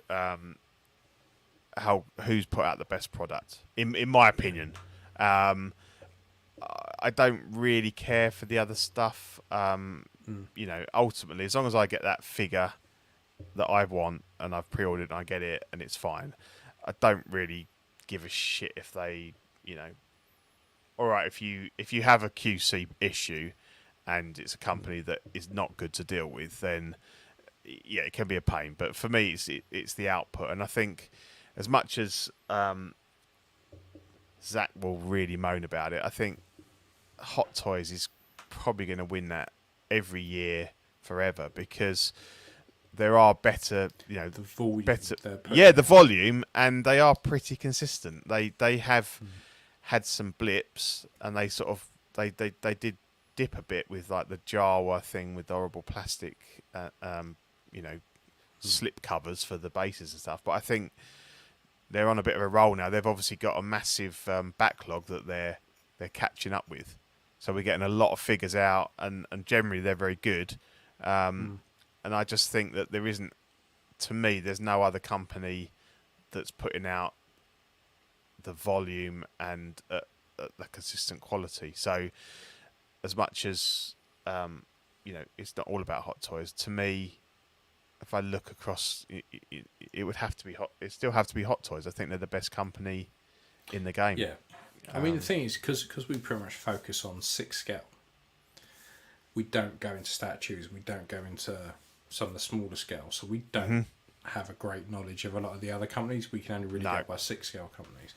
Yeah. But what's interesting is, you know, you said about you don't care about, you know, the other side to it, bits and pieces. Yeah. If this was best retailer, you know, you Yeah, could that's say, different. well, actually, they deliver it. I order it. It turns up. Not a problem. It arrives every time I order it. But we know there's retailers who have just acted like arse hats. For consistently. Definitely. So although they might have really good service, the company itself, and then this is where I come from, is the company itself could be absolute fucking scumbags, but Yeah. they deliver a product and they deliver it consistently. Which is probably why we don't have best retailer, because it would just be fucking carnage. It's very subjective as well, isn't it? Yeah. Because you might have had a brilliant experience, never had any problems. One person gets one fuck up with a, you know, and their view of it is very different. Whereas obviously, you know, if you're looking at it as a figure, then the figure is the same for this person, this person, this person. It's different to the experience they might have had in terms of buying it or stuff like that. So 100%. yeah. So that would have to be Hot Toys for me. Sorry, Zach. I still think they're still top of the tree, and for me, they put out a lot of product that I'm interested in. You know, Star Wars mainly. I'd have to agree with you, really. Pretty much for the same reasons. I don't. Yeah. You know, when I look at some of the other companies, there's some that I think are coming up and are going to be real big contenders for that, but they're just too early on. They haven't released enough for me to go, actually, these guys. But I think it does very much depend on your, like, what you like collecting. And if you like DC, Marvel, Star Wars, then Hot Toys are the ones that are putting out the content. What you want. If you're a big Game of Thrones fan, then you're going to say 3-0, and I think they did well last year. They got most improved last year. So Toys, but So Toys, it's a very odd mix of figures. You're not, you know, so you're, for me, definitely the most improved, and there's certain figures that I'll pick and choose from there, but wouldn't be as easy to build a coherent collection by just buying So Toys, I think. So, Yeah.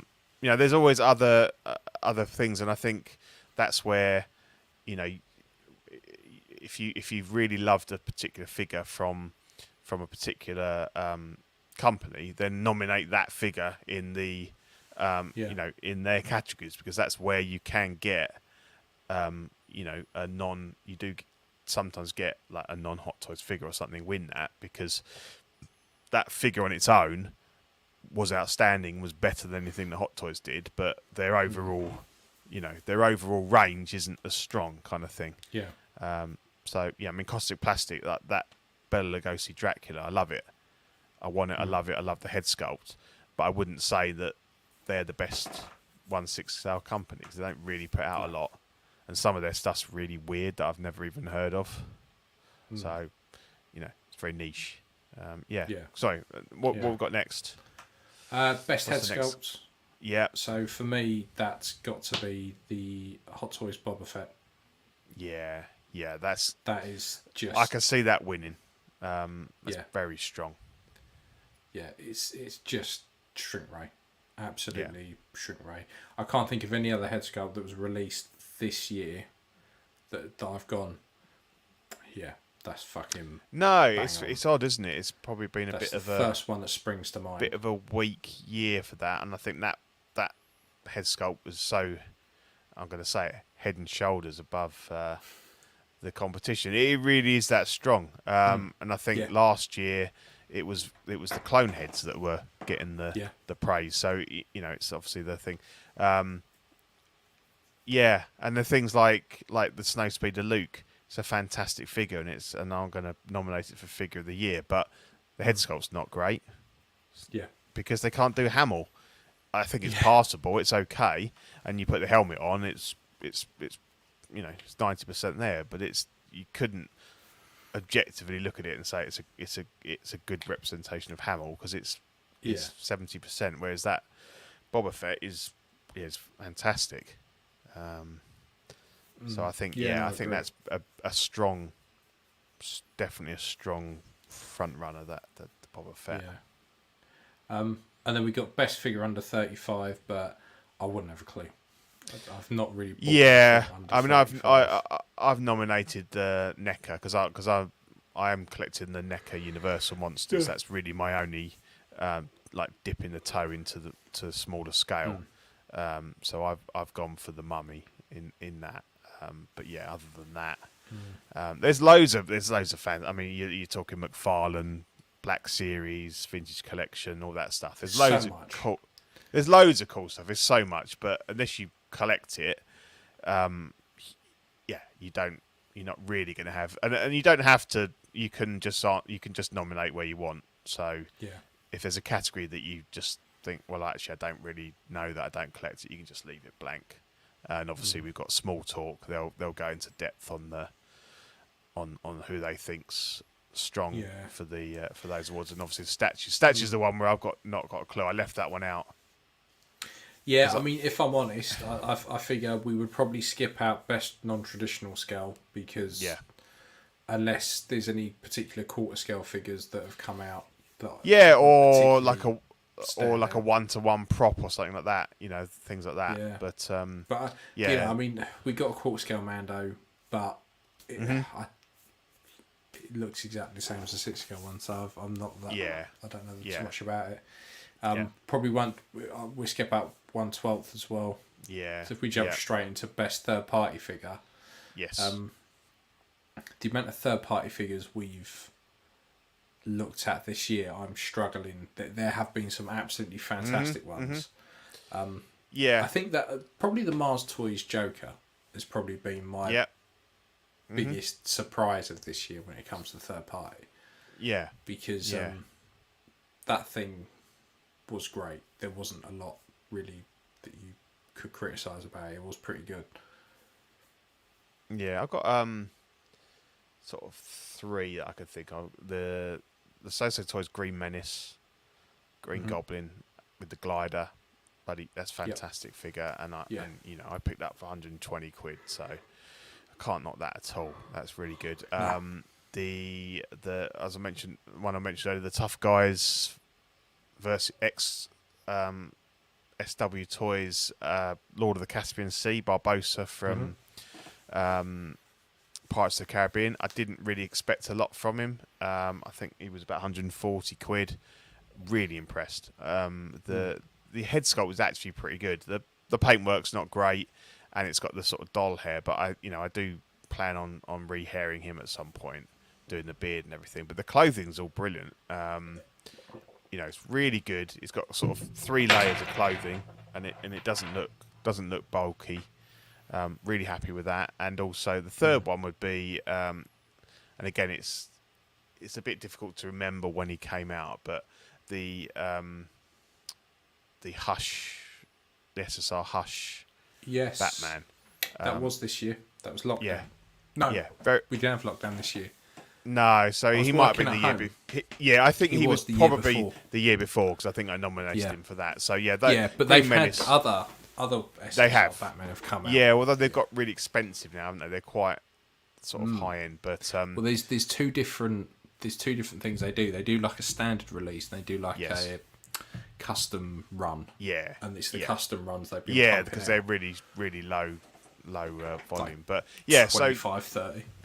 Green Menace or Barbossa. But yeah, I've seen this So Kingpin a lot. The one that just came out in the white suit. That is very good. That is a very good shrink figure. rate, that. Yeah. So I think we'll see him do really well. Present Toys Indie's going to get quite a lot of votes. I think not perfect, and I think that the trousers were the worst bit. Too drain pipey and too short, but as we said before, as a base for an indie, it's a bloody good buy. And I'm waiting on the second batch. Get one in hand, see what it's like. But yeah, I think some good ones. Yeah, those Super 7 TNGs. Have you seen those? They look good. No.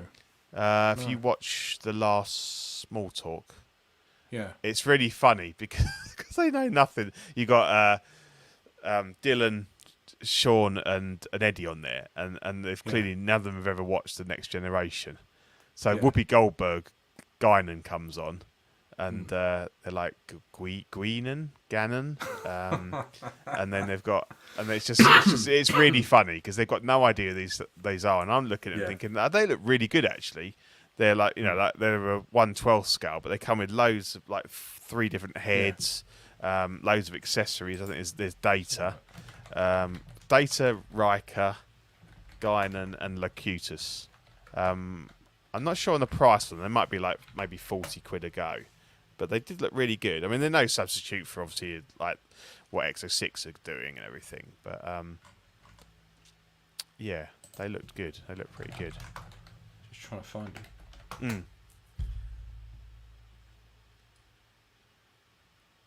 No, can't find them. No, we'll check out Small Talk. Just yeah, they look cool. Yeah, and then we've got Best 1/6 scale and Figure of the Year, which to be fair, we might as well just go straight to Figure of the Year because we only do 6 scale. So yeah, exactly. I mean, I think for us and for most people, that's going to be the same thing.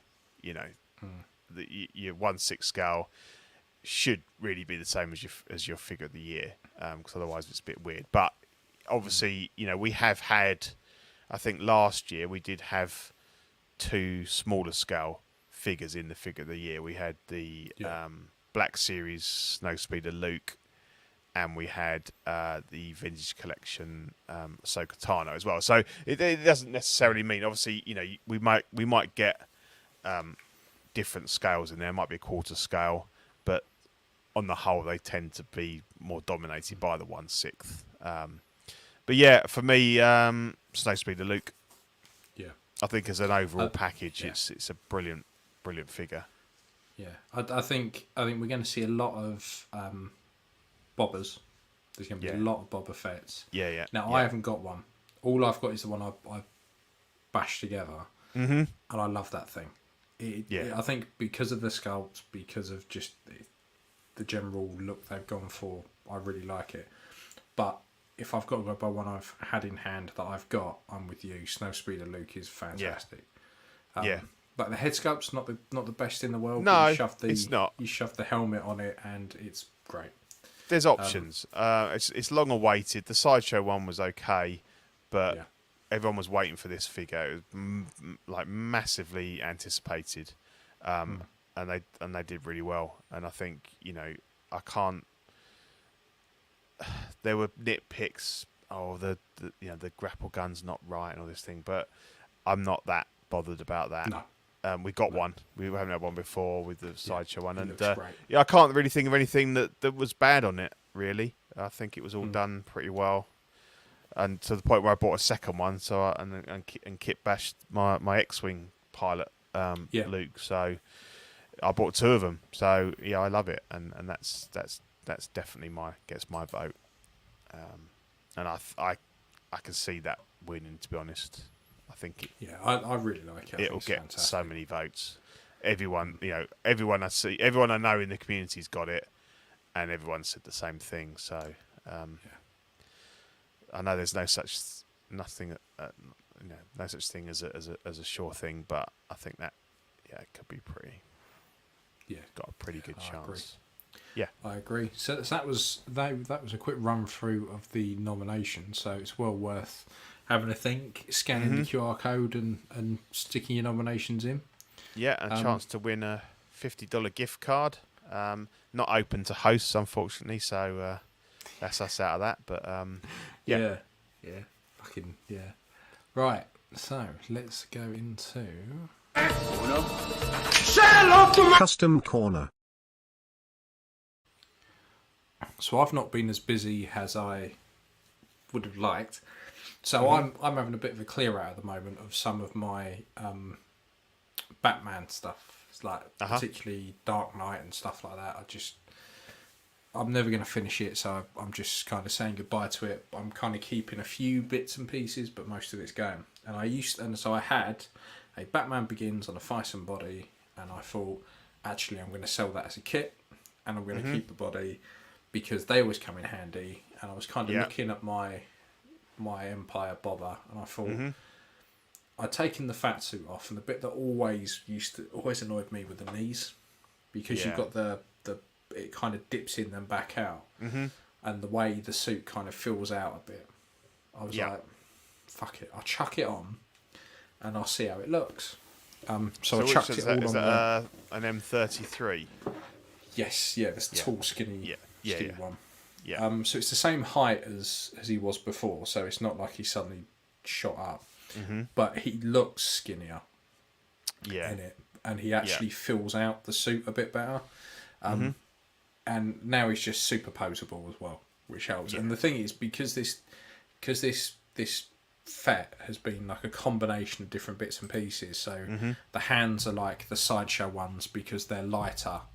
They're softer plastic. I've also got a set of the Sideshow Empire feet, the ones where he's kind of running, so I can swap them out and do some other stuff. Which it always bugged me that the Hot Toys never did that, because he's screaming out for it. It just means that even a pose like this, you can do that a lot better with the Thyssen, just because you can get a lot. You get everything in a lot closer. So when you're kind of doing that, so there's a pose you can get with the iconic, like he's fucking firing. You can get his rifling a lot closer to him. Particularly if you're going to do that whole one where he's otherwise you end up with some awkward angles with the standard body. A lot of it's the wrist pegs. Because even with the double elbows, you can't get round.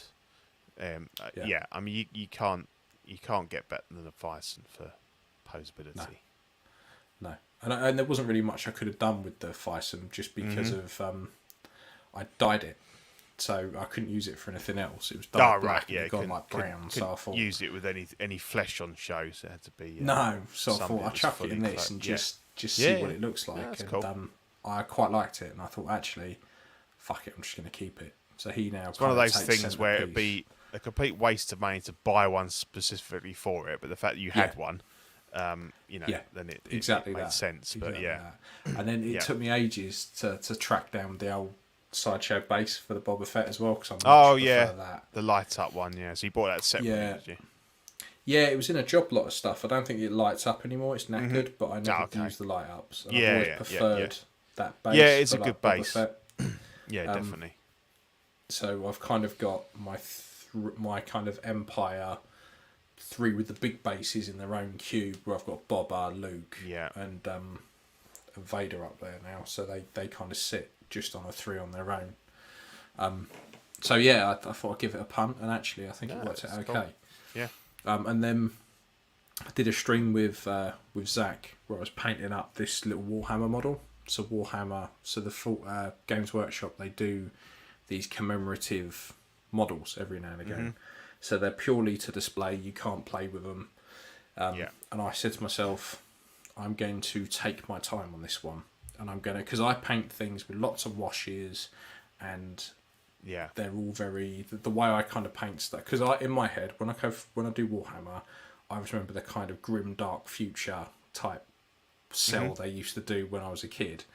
So a lot of my stuff is very grimy and very dirty, and because to me that makes sense. That's Warhammer. But I thought, no, I'm going to try and do this one. I don't know how you get such clean lines, to be honest, because I'm dabbling in a bit of painting, and it's just so clean. Like whether you got like the cross there on the stomach piece and everything. Very, very tiny brushes. I know, I get that, but that's only half the battle. You know, you still. The thing is with stuff like that is if you make a mistake, don't sweat it, because you kind of I'm very much like I will systematically do the different little bits and pieces. Yeah. But the little cross on his belt, I fucked that up. But it was easier to do it white, try and be as neat as you can. Yeah. But then go back in with the black after. Yeah. And get those bits around it. Yeah, I found that. You have to work out which the best way round of doing it, isn't it?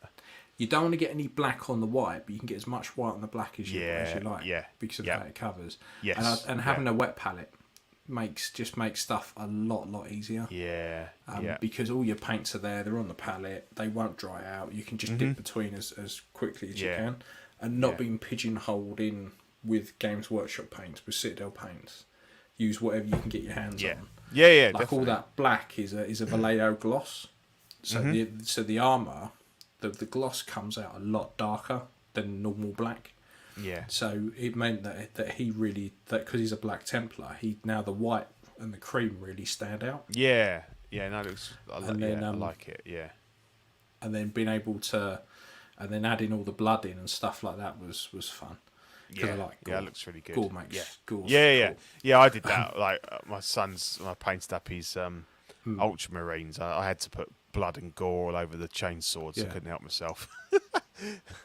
And I'll tell you, the best for gore is the Tamula black and the red they use for brake lights, because you mix it up. Yeah. So you mix a tiny bit of the black into the red, and you make and it kind of just darkens it a bit. Yeah, you got to have a little bit of black in there, definitely. Yeah. It brings it alive. That stuff dries really quickly, so you put it on, give it 5 minutes, mix up a little bit more. A tiny bit more, mix it into where you've mixed the last lot, and it goes all claggy. Put that back over what you've done, and it almost rolls it up and lifts it and goes all like it is on his power claw. So you get that gloopy. So that's quite handy for stuff like this.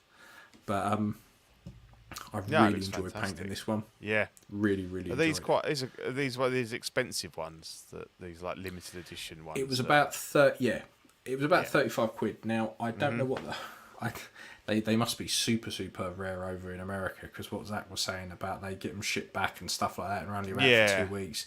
This was sitting in Games Workshop in my town for it'd been there a while.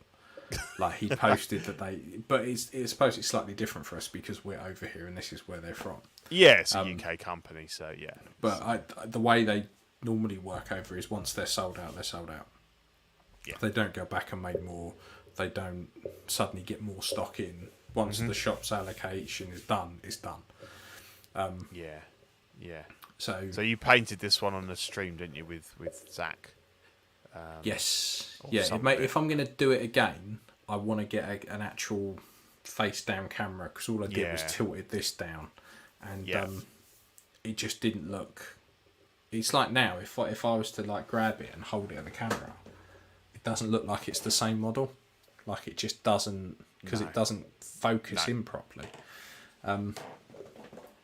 So yeah, definitely. Yeah, no, it's cool, and you know, so I've been doing a bit of painting. I'm enjoying it, and I kind of learning as I go.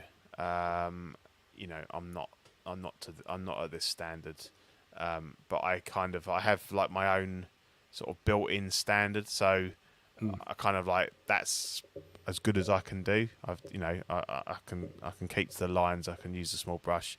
I can't. At the moment, I can't seem to get it sort of like as clean and defined as like you've done there. But I don't mind that, because I'm kind of like, well, probably that's as good as I can do.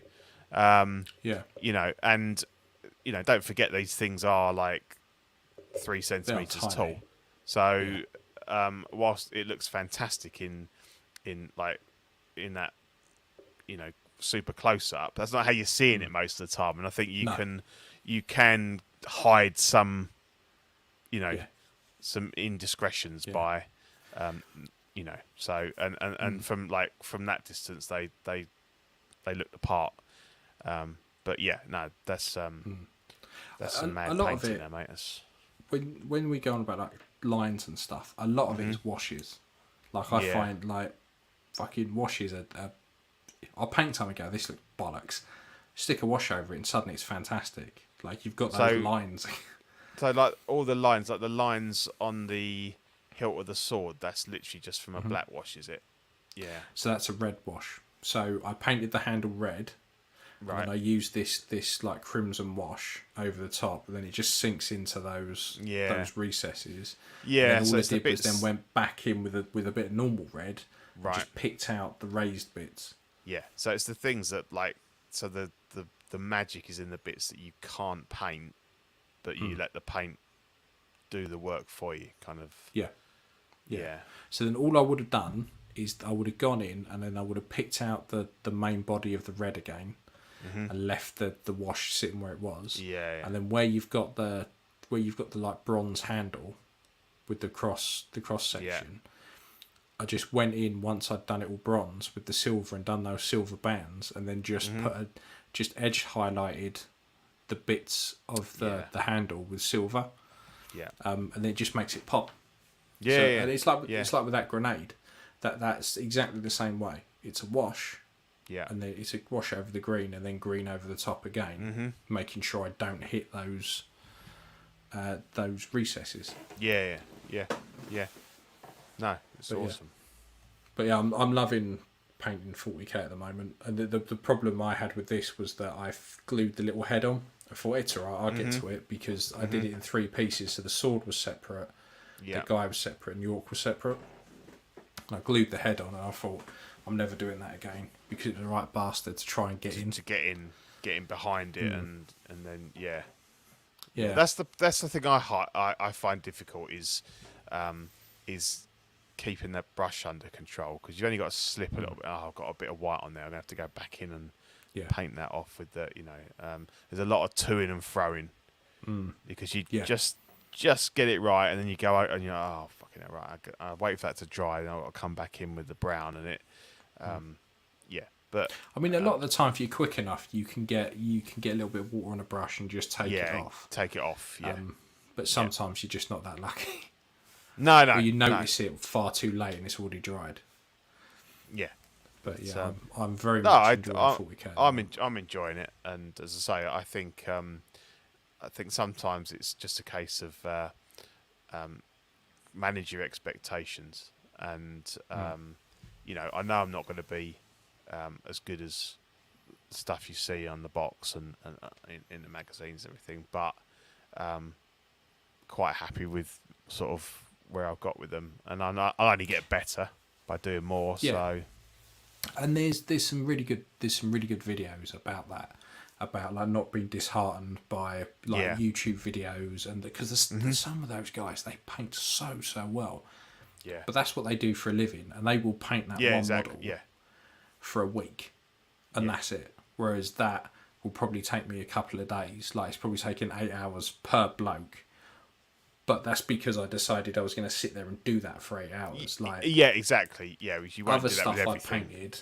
Yeah, exactly. Other stuff I painted, I'd go right 2-3 hours. That's all I'm spending on that because I want to get it out and ready to play. Yeah, and if you've got like we've But, got here like 20 Necrons, you just need to get them like as you said. We sprayed them all black, did like a bronze dry brush on them, and then just picked out the green on the guns, and they're done. Job done. That's all you need. You could spend 10 hours on each one and make them look incredible, but you kind of you got to choose your battles, haven't you? This one here was obviously worth putting the effort in. Yeah. But it's brilliant. Love it. Yeah. I'm inspired. Yeah, have a look for some of the commemorative ones they do, because they're pretty cool. They do some good stuff. So, TV and film, mate. Yeah. What have you been watching? Well, I saw Black Adam weekend before last, so just after the last show. Yeah, I enjoyed it actually. I like The Rock. I like Dwayne. I think he plays him really well. I'm not so keen on a couple of the other characters there. So you've got like the 4 characters you've got there. You've got Hawkman. Dr. Fate is Pierce Brosnan. Yeah. I think the other one, the guy at the top's the Atom or something. He's a bit like Ant-Man. He goes big, he goes small. Oh, okay. And then the girl at the bottom, she's kind of like a stripped down Storm. So she just does wind. So she could do like whirlwinds and stuff. Yeah.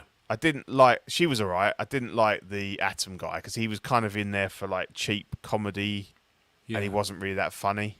And Dr. Fate is a bit of a weird one. He's kind of like, I suppose he's DC's Doctor Strange kind of thing.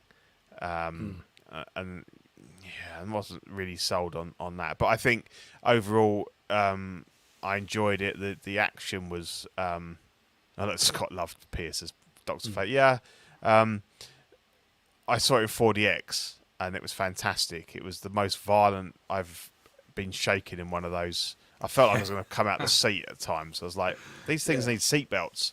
And I've been to a few 4DXs, but this one was like, it was really violent. And they just did a really good job. Like, so when the girl came out and did like a whirlwind, the actual, you felt like you were going round in circles and stuff. So it was worth the sort of extra money for the 4DX.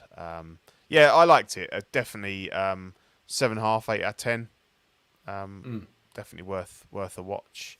Post credit scene. I don't know if you know. I'm not going to spoil it if people haven't seen it, but I think most people probably know who turns up at the end. Yeah, I mean, it's just the scene is, if you don't comply, then we've got someone that would like to speak to you.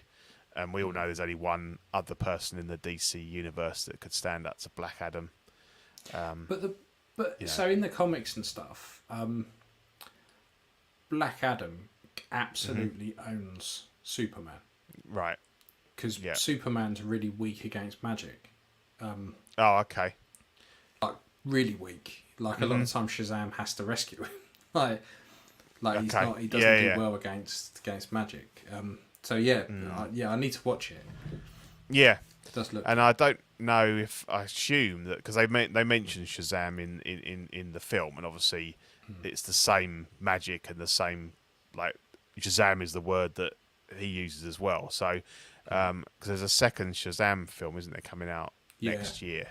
So I can imagine they're going to kind of roll this in together, and it would make sense to have maybe Black Adam will cameo in that sort of thing. But it was good fun. I've also been watching the Guillermo del Toro Cabinet of Curiosities on Netflix, I've not really seen good. it. I want to though. It does Really look good. good. Yeah. Obviously, it's horror. It's 8 standalone movies, like 1 hour movies from sort of different directors. Ones that he's kind of. So he does a little bit at the beginning where it's like a Tales of the Unexpected kind of thing. So he comes out and he tells a little bit and introduces the story and the director, and then you go into the one. But yeah, I've watched 7. I'm going to watch the last one after this. But I've really enjoyed them actually. They're all very different, but all very good. All very much like that sort of dark comedy kind of thing. They're quite scary, but they've got a little bit of humour to them, and it's been really good. So hopefully it'll become like an annual sort of Halloween thing that he does. But like that. And Andor, are you still watching Andor? Yeah, I've got Wednesdays to watch. Yeah, I haven't seen that yet. Yesterday's one. No. Last one I watched was he was just gone into the prison. And Yeah, they were making whatever the fuck they were making. with the electric fucking floor. Andy Serkis. I was like, that cunt. But to be fair, he plays a bastard. Yeah, he does. He's all right in that. Yeah. Yes. Yeah, that's the last one I've seen, I think. Because I must admit, I thought, because I haven't kept up with how many episodes it was, I just thought the last episode was that heist. And I was like, oh, okay, I don't really get the point of this. I didn't realise it's like a whole other chunk to go. Yeah, I think there's like 12, I think, in this one. So, so I need to watch yesterday's one. I'm not his biggest fan. I'm not sold on it, but I think it's ramped up a little bit when they went into the prison. And it's a bit more interesting. So hopefully that's a good thing. I was just thinking, did you see the episode before that, or the early part of that episode where he gets captured? There's a scene where there's those troopers coming through the middle of the town. What's the deal with them? Because this is like Rogue One era, isn't it? It's not far before. Oh, the clone troopers. They're like clone troopers, aren't they? I asked my mate that because we were talking about it. It's a flashback. Oh, it's okay. a really badly done flashback. Yeah. Because it just suddenly it's there, and it's like, what the fuck? Why it's really, because I was like, well, they shouldn't have that armor. Yeah, that's exactly what I was like. No, I was talking to my mate. It's a flashback. This wasn't the only one. Yeah. No, it wasn't just you at all. Okay, that's good then. Do you watch Tales of the Jedi? I have watched the first couple. I mean to go back to it. Yeah, apparently the Dooku ones were good. The Dooku ones are fantastic. I really want the young Dooku now. The thing is, it's filled in a few of the gaps and a few of the bits and pieces. Really, like Yaddle, fantastic, really good. Well worth watching. I'm gonna watch them. Yeah, because they're only 15 minutes each, aren't they? Yeah, they're not long at all. No, not long at all. Yeah, no. Cool. And then I've sort of seen what we do in the shadows. Oh, I'm okay. Finishing that because they've started a new series, so I caught back up on the last series, and I was watching that. The other day. Fantastic. They're good. Oh, so good. It's well worth a watch. And a new series of Big Mouth is also right on Netflix. Fucking fantastic. That was great.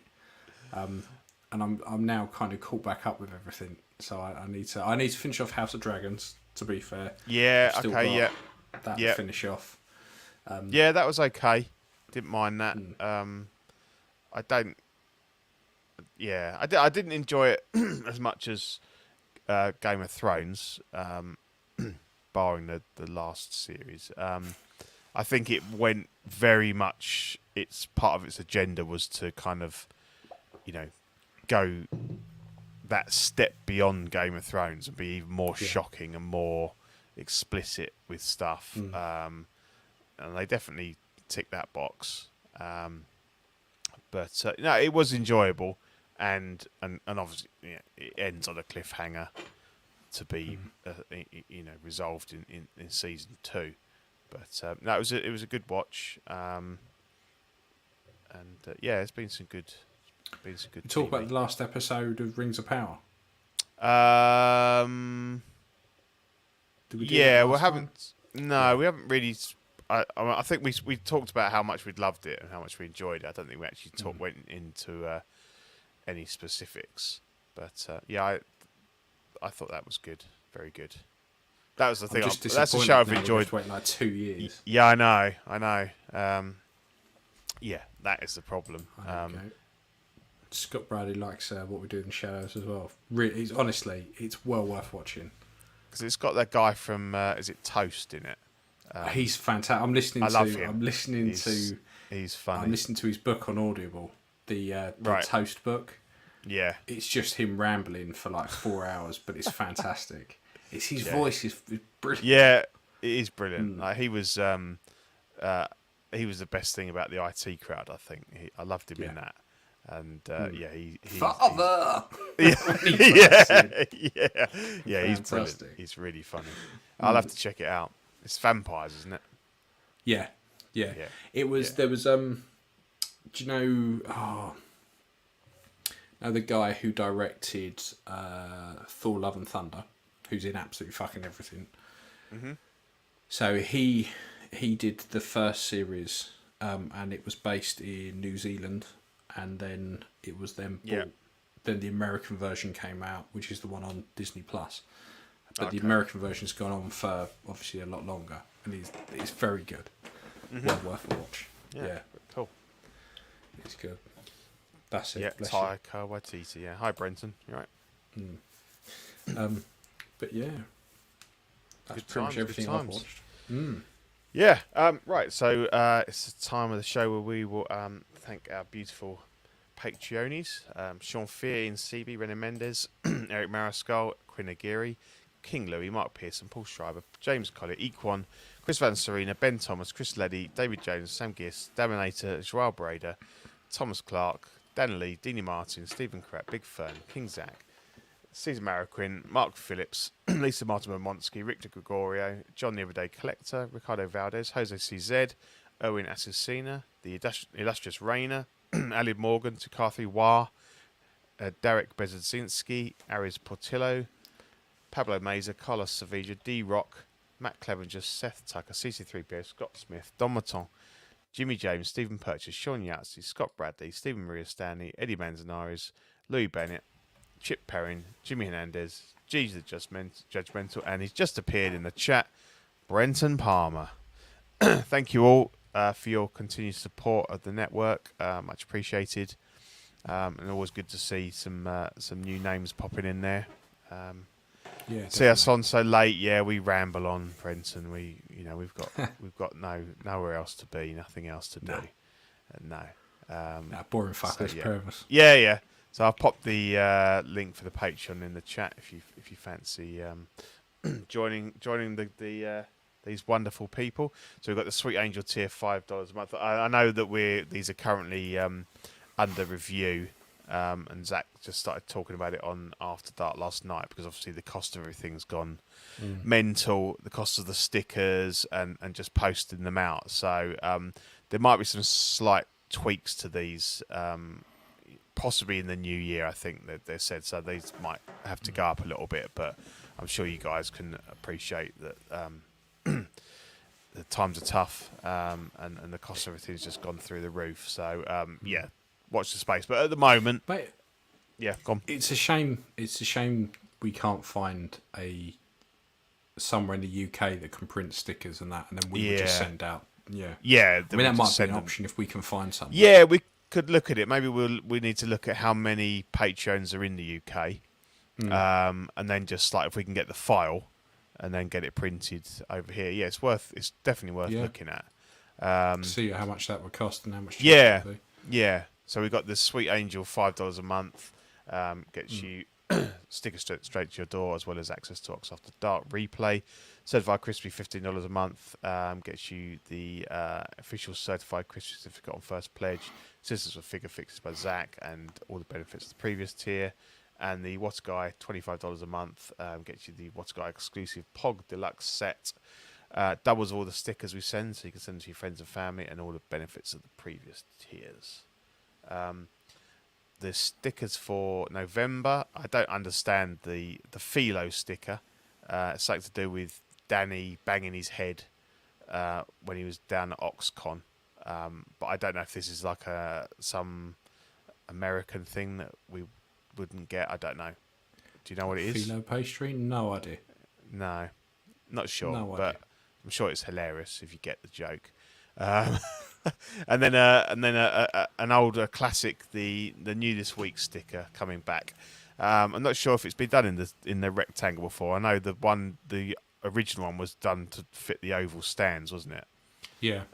So I think this might be the first time it's been in a more a normal sticker shape. Yep. So there, if you sign up or you're already signed up, that's what you'll get for November.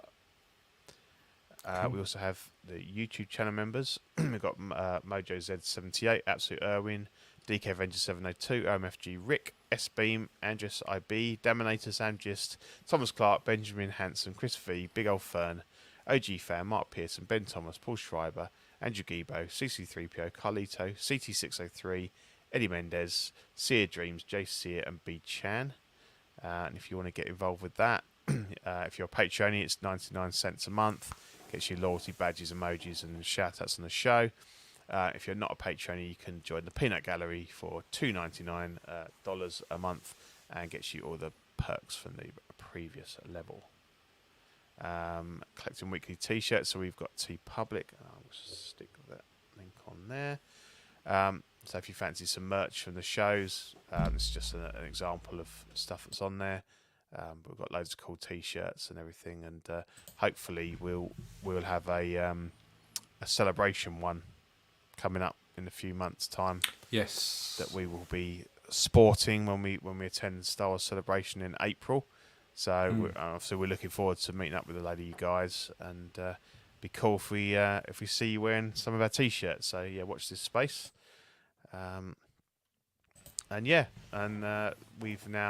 We've got this lovely new slide here. Well, we've had it a while. I've just finally got it from Zach. So I'll let Ian take us to the rest of the network. But yeah, you can see all of our beautiful faces it's in like the hills of cartoon eyes. form. Yeah. So what do we got, mate? We've got right. Hang on, because this is in a different order now. So Yeah, how I know. slide Maybe things off start is with the gonna be big one slightly in the different. middle. Yeah. Yes, we've got Collecting Weekly, which is the weekly show. You'd be forgiven in thinking that Collecting Weekly is probably the most important show. Yeah, I know. Wrong. That's the only problem, isn't it? We've been relegated to a tiny little bit in the corner. Yeah, the top corner. So anyway, we're the best. OFAC, we're in the corner. We're the reason why we're here. The jewel in the crown. Yeah. And then you've got other such lesser shows like Unboxing, After Dark, Collectors Club, the Ringcast, Bricks and Brews, Small Talk, and Never Let Dice. But really, we're all here for OFAC. So Yeah, definitely. but it's well worth. But it's nice to see the supporting cast there as well. Yeah. I mean, it's worth saying that actually these photos make everyone look as though they do attend a special school. We're not like that. There's a few of them you think, okay, that's interesting. But yeah, great guys. Well worth watching the other shows. Very, very good. Yeah, definitely. It's a good little crew. Yeah, and we have a laugh. That's what it's all about, really. And judging by those photos as well, never get into a van with Dylan. No, definitely not. And there's some weird eyes going on the bottom as well. I mean, to be honest, apart from the two in the top right, everyone else looks like a right fucking weirdo. Yeah, it threw me off. It threw me off seeing Zach without a hat. Yeah, I know. These gorgeous locks. Yeah, I didn't realise he had 90s boy band hair. Yeah, Like, definitely. I've not seen curtains for years. Yes, yeah. It's just come into fashion in Texas. They're a little It bit has. behind the curve, but It has. yeah, It really has. I mean, Danny's rocking a Bruce Campbell style chin as well. Like yeah. that's a strong chin. Rainer's squirted some lemon juice in his eye. Rainer's taken a full-on facial. He's got it in his eye. Dean looks exactly the same in cartoon form as real life. He does. Which is haunting. Brenton, you look like your eyes look like they're trying to make a break from each other. You don't. Brenton looks as though he strokes animals way too hard. Yes. Yeah. Like, yeah. Mark looks Mark's- wasted, and that's spot on for Mark because that's his normal state. Mark's just put he's on his Tinder profile. That's all he's done. Yeah. That is all he's done. But yeah, It's like look what's happened to Justin Timberlake. He's really let himself go. Yeah. Justin Timberlake after an illness. Yes. Yeah. But yeah, look, that's the network. That's the reprobates that present it. So Yeah. worth watching. Yeah. Well Brilliant. worth watching. And I think just got collecting weekly clips. Check them out. Funny stuff. Cool. Yeah, So, that's it, mate. that's us. Episode 80 in the bag. Roll on 100. Yeah, Yeah, we're getting there. I like it. we are getting there. We should be hitting 100 just after Christmas. What? So we kind of Got another. We've got 20 more episodes to go. Yeah, So that's you're 40 gonna be weeks. looking at. Oh yeah, well. So Yeah. mid. Yeah, because we don't do Yeah. weekly, do we? We yeah, do so it's fortnightly. going to be mid next year. Yeah, probably what have we got 9 weeks left of this year. Yeah, it's going to be probably July, August for 100. So we'll have to plan That's something too big bad. for that. Yeah. But yeah, thinking caps on them, mate. Mm-hmm. Definitely. Cool. Cool. Right. Well, Righty ho. enjoy. Yeah, And you too, mate. We We shall see you next time. Yeah, definitely. Cheers, everybody. Good night. Cheers, guys. Ta, bye.